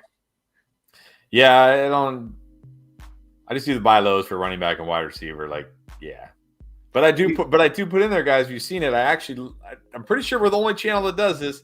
I put like actual example trades in there, like players I would be thinking about trading for those players. So I don't do sell highs, but you can kind of see who my sell highs are because you'll see the same name like pop up a few times. Like, oh, he keeps putting Dalvin Cook in there, or he keeps putting James Robinson in there, or whoever it might be. So you kind of get an idea who my sell highs are. But we do talk on our Tuesday live show. We do trade questions for 3 hours, and with Waiver Wire, we'll tell you what we think. All right, John Wick. All right, finally a celebrity cameo. Full PPR: Kenneth Walker, Mostert, Henderson. Man, all interesting names with upside. I think we kind of did this one, and I think I'm close between Kenneth Walker and Henderson, but I think you talked me into Kenneth Walker for that big play ability because Henderson, Henderson probably has a higher floor, but just doesn't have much of a ceiling. I get that Walker maybe won't catch that many passes, but that's not what you're rostering Kenneth Walker for. Mostert doesn't catch passes. Henderson, yeah, maybe he will, but what's the upside really? So, and that's going to be such a low scoring game. I feel the Rams, Panthers. I'm going with Walker. Dylan or McKenzie as a flex, big crit. Definitely McKenzie again. Like I'm not excited about Dylan. I'll take a chance on McKenzie in what should be a shootout. Yeah, I'm going McKenzie, shooting for the upside. Anthony Ramos, full PPR at the flex. AJ Dillon, Pickens, Pitts, or Algier. I think we can cross Algier off. Yeah, and I can cross Pitts off. I'm not flexing Pitts. I barely want to start him in my tight end slot. I definitely don't want to flex him. That's true. Again, I'm gonna shoot for the upside of Pickens here. Like, yeah, he has Dylan could definitely outscore Pickens, right? Because Dylan has a safer path to points, but Pickens has more upside. Dylan really just needs a touchdown. I feel like, even though it is a pretty good matchup, I'm gonna go Pickens. Yeah, and full PPR, that helps Pickens out. He's getting targeted. I'd go Pickens. I think it's worth a shot. All right, Jose Aldaco with another question. What about McKenzie over Rondale Moore? I think we both go McKenzie. Definitely McKenzie. Rondale Moore just doesn't do it for me. Nah, McKenzie definitely the upside. And then Raheem TX, Deontay Johnson, Pickens, Don. Usually I could figure out what people meant, but I can't figure this one out. Donna? I don't know. I mean, we're looking at probably wide receivers. Let me see if I can decipher it. I don't know. Donna? I don't know. I'll just go with Pickens then. I'll just again shoot for the upside here. Pickens, Yeah, Deontay will probably get more targets, but I don't know if he quite has the big play upside of Pickens, so I'll just go with Pickens. I don't know who Donna is. I can't figure it out. Oh, well, actually, no, Keith did say I meant Dobbs. Yeah. Okay, Dobbs. Nah, I go Pickens. Look, Garrett Wilson, it's not startable these days. I think Pickens, obviously with Pickett, has more upside than Deontay, and I'm not starting Dobbs. Yeah. Big Luscious, back for more. All right, trade Kirk Cousins and Ramondre for Justin Herbert. He's got Mixon, Pierce, AJ Dillon, and Rashad White. I can't do it. I mean, I know Herbert's a nice upgrade over Cousins, but I want more for Ramondre right now. I want more. I mean, yeah, you got Mixon and Pierce, but Ramondre is still a great running back to have. Even when Harris is healthy, Ramondre is still startable. Like, if you were getting maybe, like Jalen Hurts or Patrick Mahomes or Lamar, somebody like that, who I felt like, okay, they could be like way, way better than Kirk Cousins. I mean, Justin Herbert is definitely better than Cousins, but I don't feel like Justin Herbert is, way, way better than Cousins. So I'm going to hold tight with Cousins and Stevenson. This is, I mean, I feel like you could do this because of the upgrade, and you're thinking, okay, well, I don't need Ramondre because I have Mixon and Pierce, and then Dillon at my third. But I do, when you said that, it's like, yeah, you probably could get more for Ramondre. Maybe wait after this week. If Ramondre goes off, you could probably get more for him. So, yeah, maybe hold off on doing this. But, you say you don't need Ramondre, but you always need running backs. Well, that's true. You might not need Ramondre right now, but you might need him down the road. Like, you always need running backs. That's true. I'm all in. Thank you. Thank you for coming back. Always a super sticker. Here's the question. Flex PPR. Oh, going deep. Alec Pierce, Duvernay, Zay Jones, Mostert, and how do you feel about Olave? I feel fairly good about Olave if he plays. But out of this group, I definitely flex Mostert over these guys. I like Mostert this week. Yeah, I feel like, like Zay Jones is playable, but I don't feel like he has that massive upside. So it could be a Christian Kirk week. We said that last week, but yeah, I'd go Mostert. Olave, I mean, you have to be worried because we still don't know for sure he's playing. And if he does play, I mean, you've seen the way things are, right? A guy takes a knock and he's out for the game. There's a lot of risk. Eddie James, Waddle or Metcalf? Can't believe I'm saying this, but I think this week it's Metcalf. I think it's Metcalf this week. Should be a high-scoring game. He's getting opportunities. Waddle just, I mean, yeah, he's got the yard after catch ability, but that's probably what it's going to take. So I got to go Metcalf. I think you got to go Metcalf. He's been solid. It's actually a good matchup going against Arizona. It could be a score fest. I hate to doubt my boy Waddle, but he does have a rookie third-string quarterback throwing to him, so that's why. Anthony Cervantes has Eckler, Derrick Henry, Pierce, Amon-Ra, Devontae, and Olave. Would you trade Henry and Olave for Diggs? I think that's a little too much. Or Eckler and Olave for Diggs. Well, I would prefer to trade. Look, call me skeptical on Derrick Henry. Like, yeah, he's getting the volume, he's getting touchdowns, he's had 2 good matchups, but it's still a terrible O-line. He's still 28 years old with a ton of wear and tear on him.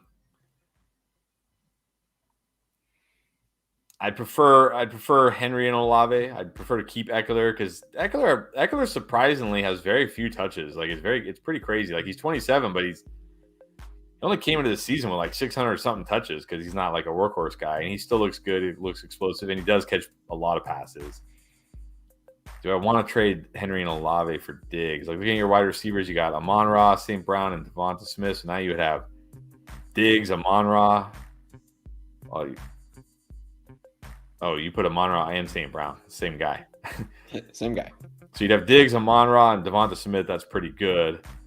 Your running backs would be Eckler, Pierce, but man, it's always good to. I think that's too much for Diggs, even though I do like Diggs. And I do really worry about Henry. I do still have my reservations about Henry, but I think that's too much. And especially like you need running backs. It's like running backs are just so valuable. So valuable.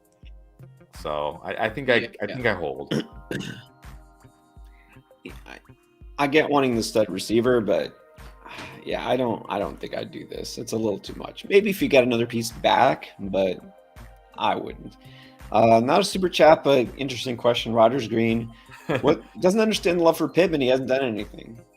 Well, I mean, he put up 27 in week 1. He put up 14 in week 3. He didn't play in week 2. Put up 11 last week against the Broncos. Like, let's not say he hasn't done anything. He's had one bad game where he had like 6 fans. And granted, that was a great matchup against Tennessee, so that was like disappointing. It's not like he hasn't done anything. He's been good, and he's a great wide receiver. He's entering year 3. The problem is the offensive line. It's not Matt. People think it's Matt Ryan, but it's not Matt Ryan. Matt Ryan is still incredibly accurate. The problem is Matt Ryan can't move in the pocket anymore. Like, he never was a super mobile guy, but at least he could like avoid the rush a little bit. Now he's just like, he can't avoid the rush. That's the problem. And this O-line is terrible. Terrible.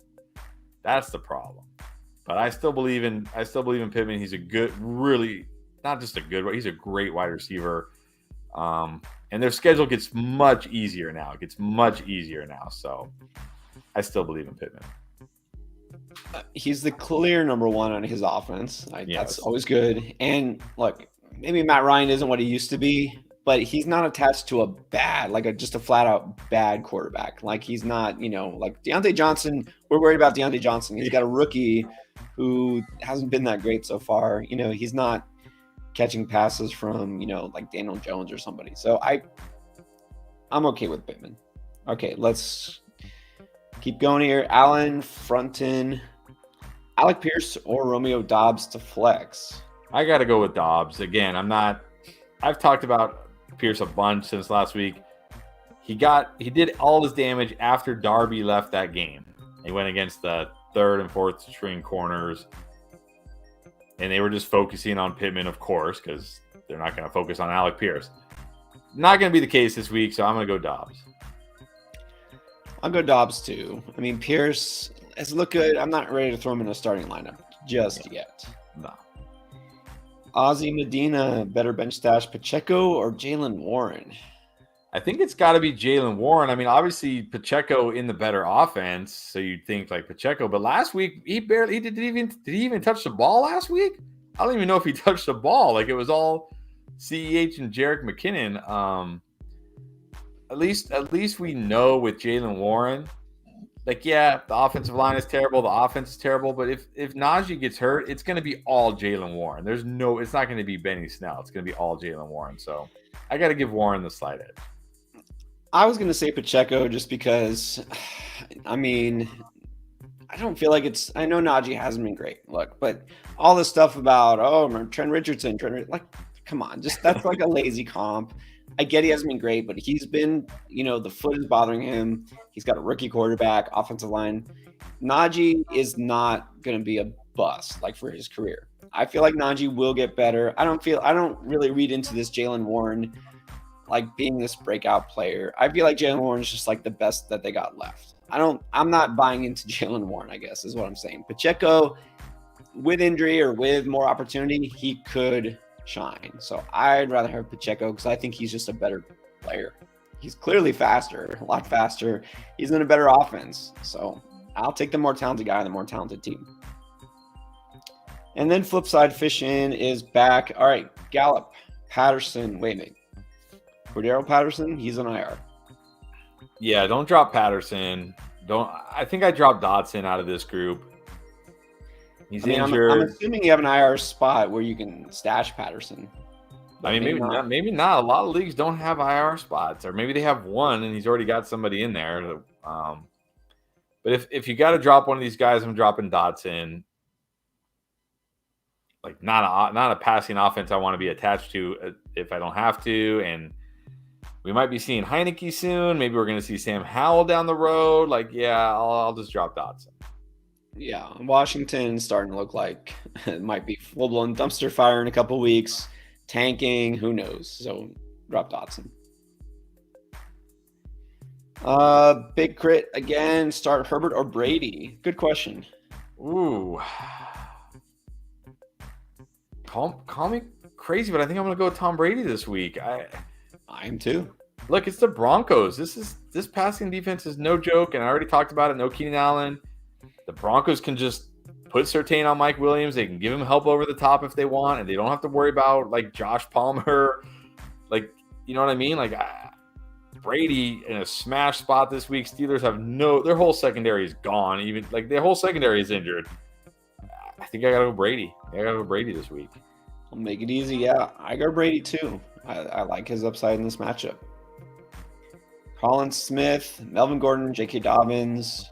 I can easily go Gordon here against the Chargers. Terrible run defense.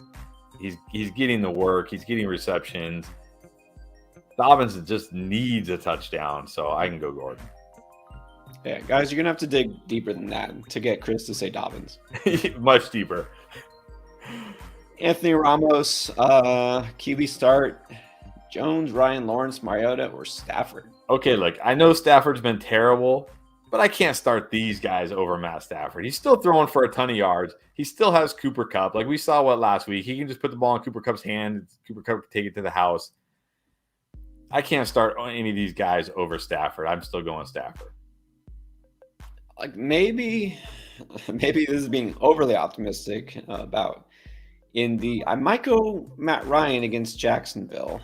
Maybe. He was the only one I was thinking of. But I mean, even still, like, okay, yeah, but if I'm gonna start Matt Ryan, I'd just rather start Matthew Stafford. Like, you know what I mean? Like, yeah, Stafford. I have them neck and neck, so it's kind of a coin flip between those two guys for me.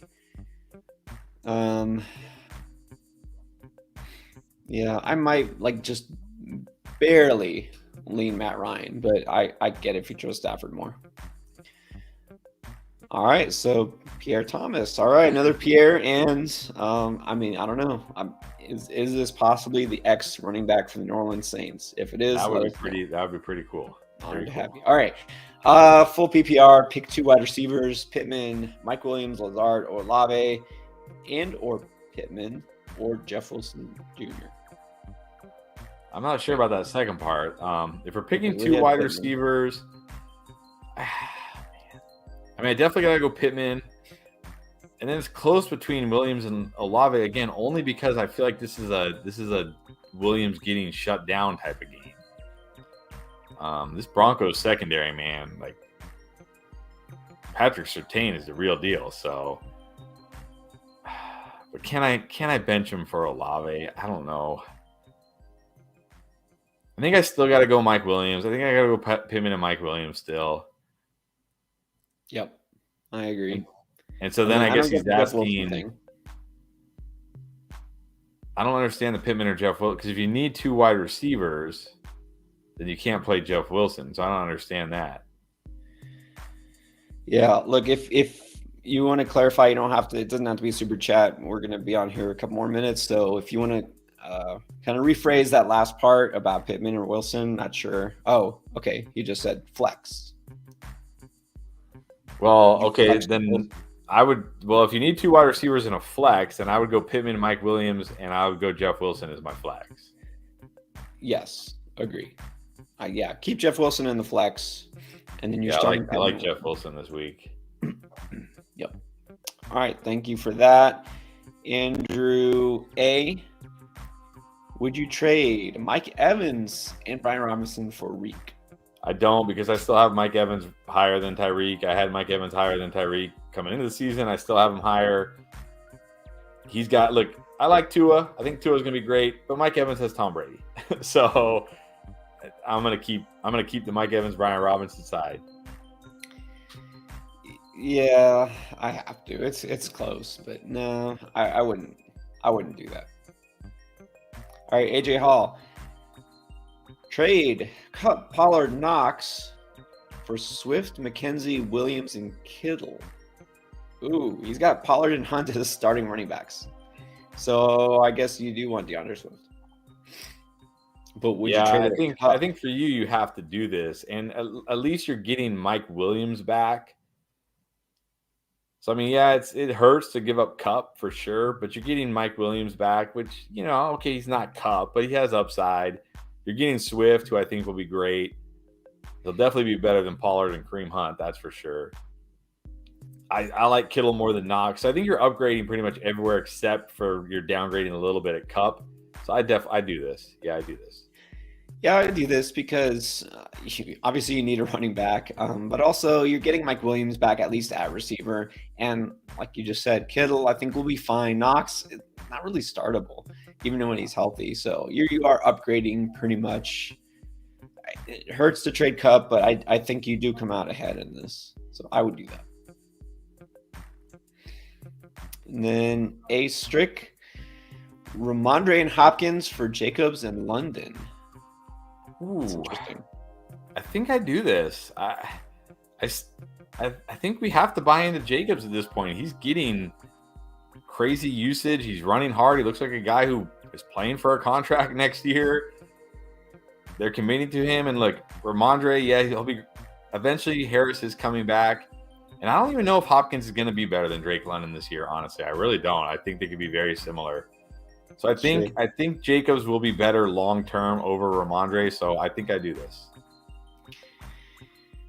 Yeah, I mean, I got to come around on Jacobs. I got to admit, it looks like he's the bell cow there. So you got to say he's going to be a guy you can start every week. So this is pretty close to me. I could see it going either way. I could see it winding up being pretty even end of season, but I think I would do this because Jacobs is more secure. Yeah. All right, and then we're getting a few. Just when I was about to say, we're almost heading up to 3 hours. Going to be on here a few more minutes, but we're getting some more super chats in, so we'll answer these, and then we'll do a lightning round. Let's go to Lantre. What do you think about Sky Moore and Wan'Dale Robinson? I don't know if is there any hype on these guys right now. I think they're both good holds. Look, Sky Moore is starting to get a little bit more involved, and look at this wide receiver group. This is why I was always so high on Sky Moore. Because it's like he's only got to beat out MVS or McCole Hardman. He's only got to beat out one of those guys because Juju is a slot guy, right? So he's just got to beat out one of those guys. And I feel fairly confident he can eventually beat out at least one of those guys, if not both. And then Wan'Dale Robinson, look, I've never been high on Wan'Dale Robinson, but he's basically the last man standing. So so I mean, I don't know if there's really hype on him, but I think they're worth stashing because there's a clear path for both these guys. I mean, yeah, you can't say hype based on what they're doing because they haven't done anything. But Wan'Dale Robinson's getting some buzz because, we know Dayball loves him. They're going to use him a lot. Now they have to use him a lot because they have nobody else. So, look, I wasn't huge on Wan'Dale Robinson as a prospect because I thought he was kind of like an undersized guy that might be a little gimmicky. But I think it looks like they really want to use him. So I'm high on his potential in fantasy. So, yeah, I mentioned Wan'Dale Robinson. I think I mentioned him twice on my early waiver wire, beat the breakout. And Sky Moore mentioned a couple weeks ago. He will keep growing in this offense. I think by the last few weeks of the season, he might be, on the flex radar. Albatross Gaming. Godwin or Dobbins in my flex. That's a really easy call. Yeah, definitely Godwin. Definitely Godwin. Start Godwin. Easily Godwin, not just because, Dobbins isn't like super interesting, but Godwin was one of my wide receiver booms this week. He's got a great matchup. You're starting Breece Hall and Skywalker, all right, and Jefferson and CD. So you're pretty good. I mean, you got to go with Godwin there. Competitive gamers, all the gamers coming out now, which reminds me, as soon as we're done here with the stream, I'm going to go hop on either Madden or Elden Ring, which I'm almost done with. Like I'm at the very end. All right, competitive gamers wants to know, would you trade Hill and Kamara for Kupp and Pierce? Definitely. You're getting a wide receiver upgrade, and I think you're getting at least a lateral running back move, if not a running back upgrade. So I definitely make this trade. Yeah, I agree. You take that trade, get Kupp and Pierce, you're good. Justin Jimenez, trade Godwin or Kirk and Sanders for DK and Mostert. No, I don't do this. I still like Godwin and Christian Kirk more than DK Metcalf long term, and I probably like Sanders more than Mostert long term, honestly, because I don't do this. Yeah, I don't think this helps you. I mean, I like DK, but not more than Godwin. And I can't trust Mostert, even though I've never really been a huge Miles Sanders guy. I would still trust him over Mostert. Yeah. All right. Well, that officially means we are caught up with all the super chats. All right. And we are now at the 3 hour mark. So do you want to pick out a couple of quick non-super chats and we'll answer those? Yeah, let's see if so So here, this I think this is a good one to talk about. If Damian Harris somehow plays, do we still start Ramondre Stevenson over Dylan and Henderson? Okay, look, Damian Harris is not playing. All right, he was gonna miss a couple of weeks, and then magically he's practicing now. It's Bill Belichick, so don't buy it. It's still Ramondre, like no matter what. Yes. Yeah, definitely, I agree. Try to find somewhere. Okay, who do we like better rest of the season, Mike Williams or Courtland Sutton? It's hard to trust that Broncos offense, but I think you still have to go Sutton based on target share, air yards. Williams is going to be great some weeks, but Sutton has been pretty consistent, surprisingly. So I go Sutton. I agree. I like Sutton more long term. I mean, even with the offense struggling and Russ struggling, he's still getting the targets and he's still picking up the yards. So again, looking for. All right, here's one. We talked Cobb or Duvernay. This is digging deep. I'm actually going to go. Surprisingly, I'm going to go Cobb because even though Duvernay, I guess, is technically the wide receiver one. How many targets is he getting? Look, Cobb has a really good matchup because he's going against the Jets and he's not going to get sauce because he's going to be the slot guy. So I'm not buying totally into Cobb's last week output, but Cobb could be interesting. Yeah, I think we got a super chat. Hold on, we got a couple of late super chats. So throw this up. Joseph wants to know: would you trade Hunt for Najee? No, I'm keeping Najee. I like Hunt. I liked Hunt this year, but he is what he is, right? Unless Chubb goes down, I'll still bank on Najee getting better at some point.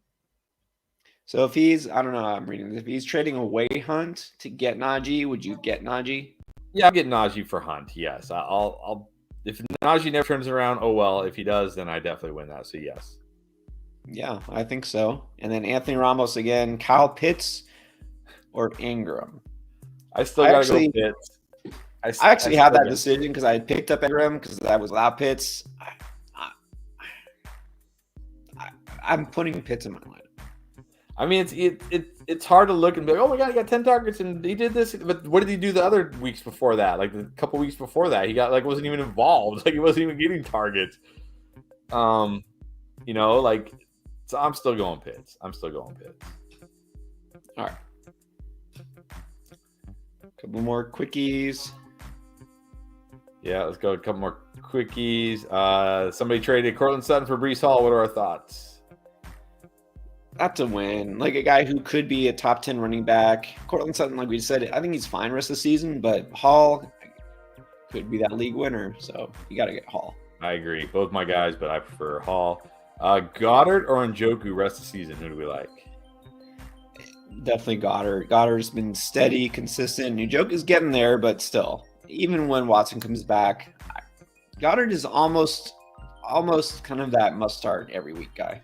Yeah, I'm wondering when are we gonna put him up there? I think if he has another big week this week, we might have to, right? All right, Elijah Moore or Michael Gallup? Who are we playing this week? Sadly, it has to be Gallup because Moore's not startable. Sadly, Gallup and hope for the big play. Let's see. Oh, okay. Here's a good one. All right, Gino. I'm starting Kyler Murray. This is a get right spot for the Cardinals against the Seahawks. Like this could be a big Kyler. Like maybe Gino is going to do this all year, but here's something I'll let you know. I looked this up today because again, I'd spend too much time on this stuff. Last year at this time after week 5, Sam Darnold and Daniel Jones weren't top 5 quarterbacks, but that's because quarterback was much better last year than it's been this year. But they were both averaging over 20 points per game. Where did those guys finish? Not on anybody's roster. I am like, look, maybe Gino does this all year. Maybe he does it all year, but I'm not starting him over Kyler Murray. No way. No, the thing is, Arizona's defense hasn't been great, but Seattle's defense has been worse. So you got to feel pretty good about Kyler Murray. Yeah, this should be a high-scoring, back-and-forth game. This is a get-right spot for Kyler Murray. All right, let's see. Trying to find questions, guys, where we haven't talked about these players, like players we haven't talked about, or maybe matchups we haven't talked about. Because I know, like, that is one thing. Even if we don't get to your exact question, you probably, like, it's a lot of the same guys, a lot of the same questions, so you kind of know where you stand on certain guys. All right, here we go. DJ Moore or Duvernay in the flex? I mean, look, you just can't be that high on Duvernay because I know he had those couple of deep shots week 1. And then much since, like last week, Rashad Bateman was out. Was Duvernay startable in fantasy? So, I mean, I know you're not excited about DJ Moore in any way, but I mean, Duvernay is just whatever. But Giants' defense, pass defense especially, has been pretty good, believe it or not. And I don't expect that to be a high-scoring game either. So Duvernay is always kind of a big player bust. I don't know. You're gonna say, well, DJ Moore is just bust or bust. I still gotta go. I still gotta go DJ Moore here. I still gotta play DJ Moore. Okay, yeah, I go DJ. Here, let's get deep. Lindsey, or I assume he means Caleb Huntley. Philip Lindsey or Caleb Huntley? Caleb Huntley against San Francisco. No, it's Lindsey. Yeah, Lindsey at least has a good matchup and will get some work. So I definitely start Lindsey. Yep. I thought that was okay, this is kind of sad. Do we play Cameron Braid or Ty Conklin? I think Braid is okay, right? Well, he was concussion protocol. I'm trying to see if he's officially clear. I should check before I say Braid. But even so, Otten looked better last week. I mean, it is a good matchup, but hard to toast Braid. Braid really hasn't done much this year. Yeah, but Conklin is unstartable in my opinion. I think he only ran like 6 routes last week. CJ Uzomah was running more routes than him. I mean, like you can't even start Ty Conklin anymore, in my opinion. So Braid. Sorry, Braid is going to play. So Braid's going to play. I got to start Braid and hope for Conklin isn't even startable. Not even startable anymore. Yeah, Braid is officially good. So go Braid. All right, let's do one more. Should we do? I guess we should do start sit because it's start sit show. So let's end with a start sit because we do have some interesting like rest of season or like stashes, but we do that on Tuesday. So if you guys want to come back on Tuesday night, we do more trades, waiver wire stashes.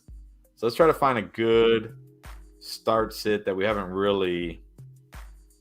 Because again, I see a lot of the same names like Etienne, Jeff Wilson, Deion Jackson, a lot of the same names. We do have a super chat here. Jonathan Taylor and Firemouth for Travis Kelce. No, I can't do that. I know I gotta bank on JT being a top 5 running back at least when he's healthy. And I know Kelce has been awesome, but I can't trade away a top 5 running back even for Kelce. And Firemouth has been good when he's played, so I gotta keep JT. Yeah, that's too much. Don't give up on Taylor. I mean, he should be back next week. So. All right, well, here's one. We haven't really had this one. Who are you flexing between Mixon or Sutton? It's half PPR. He said he's leaning Sutton. Mixon this week. I mean, Mixon, I would typically say Mixon because of the usage. And, I mean, it's not a great matchup with the Saints, but the Saints defense hasn't been dominant. So, I don't know. I just not feeling as good about Russ and that Denver offense. So, I'm going to go Mixon. Yeah, I think I have to start Mixon. I do like Sutton a lot, but I think, especially in half PPR, I got to start Mixon. Oh, here's another one. Troy wants to know Dobbins or Henderson. Still Henderson. Yeah, we've been getting a lot of Henderson questions, especially early on. Henderson, half PPR especially because Dobbins doesn't catch passes. He really should have been more involved last weekend. Not going to be too involved this weekend. So yeah, I think we actually had this. I think we've had Henderson or Dobbins in like this exact combo in like 3 or 4 questions tonight. Yeah, I feel like we have. All right, and then one more. What you got? All right. Okay. We kind of did do that one. There's a lot of the same, like, all right, who do we like better? How about this one then? Who do we like better between Christian Kirk, Cortland Sutton? We'll finish on this. That's tough. I mean, I want to say Christian Kirk, right? That's what my gut says. Like this, on paper, it should be a good matchup. Like he should get fed targets. That's what we said last week. But I think they will go back to him. Look, Marvin Jones was like, the guy last week. He's not playing this week. So I'm going to go Kirk. I'm going to hope he bounces back. Yeah, that was too much work for Marvin Jones last week. He got hurt like one game left, and now he's hurt. I didn't even hear what the injury was. It was like just all of a sudden, like, yeah, he's not playing. Like what? Like what? Yeah, old age. Yeah, I like Sutton. I think these are both good options, but I got to go with Christian Kirk. I really do think they're going to feed him this week. They need him. They've lost 2 games in a row, not giving him the ball. I think we're going to see a big Christian Kirk week. Agree. All right, and thanks for the stream. No, thank you guys for watching. Thank you for the chats, the super chats, and everything else. If you want to join us, we're going to be here tomorrow morning for our patrons with a private show, just talking about football for 2 straight hours before kickoff. Answer all your questions. If you're interested, check the link below. And we will see you also tomorrow night live for an instant reaction and some early waiver wire talk and just talking about everything week 6. All right, guys. Thank you so much. We'll see you again soon. Actually, real quick, I think we just got a couple last-minute super chats. Made a trade, Jonathan Taylor and Dobbs for Pierce, Olave, and D-Hop. How do you like it? Taylor and Dobbs for Pierce, Olave, and D-Hop. I'm going to assume Dameon Pierce. Yeah, Dameon Pierce. I mean, yeah, you're upgrading at running back.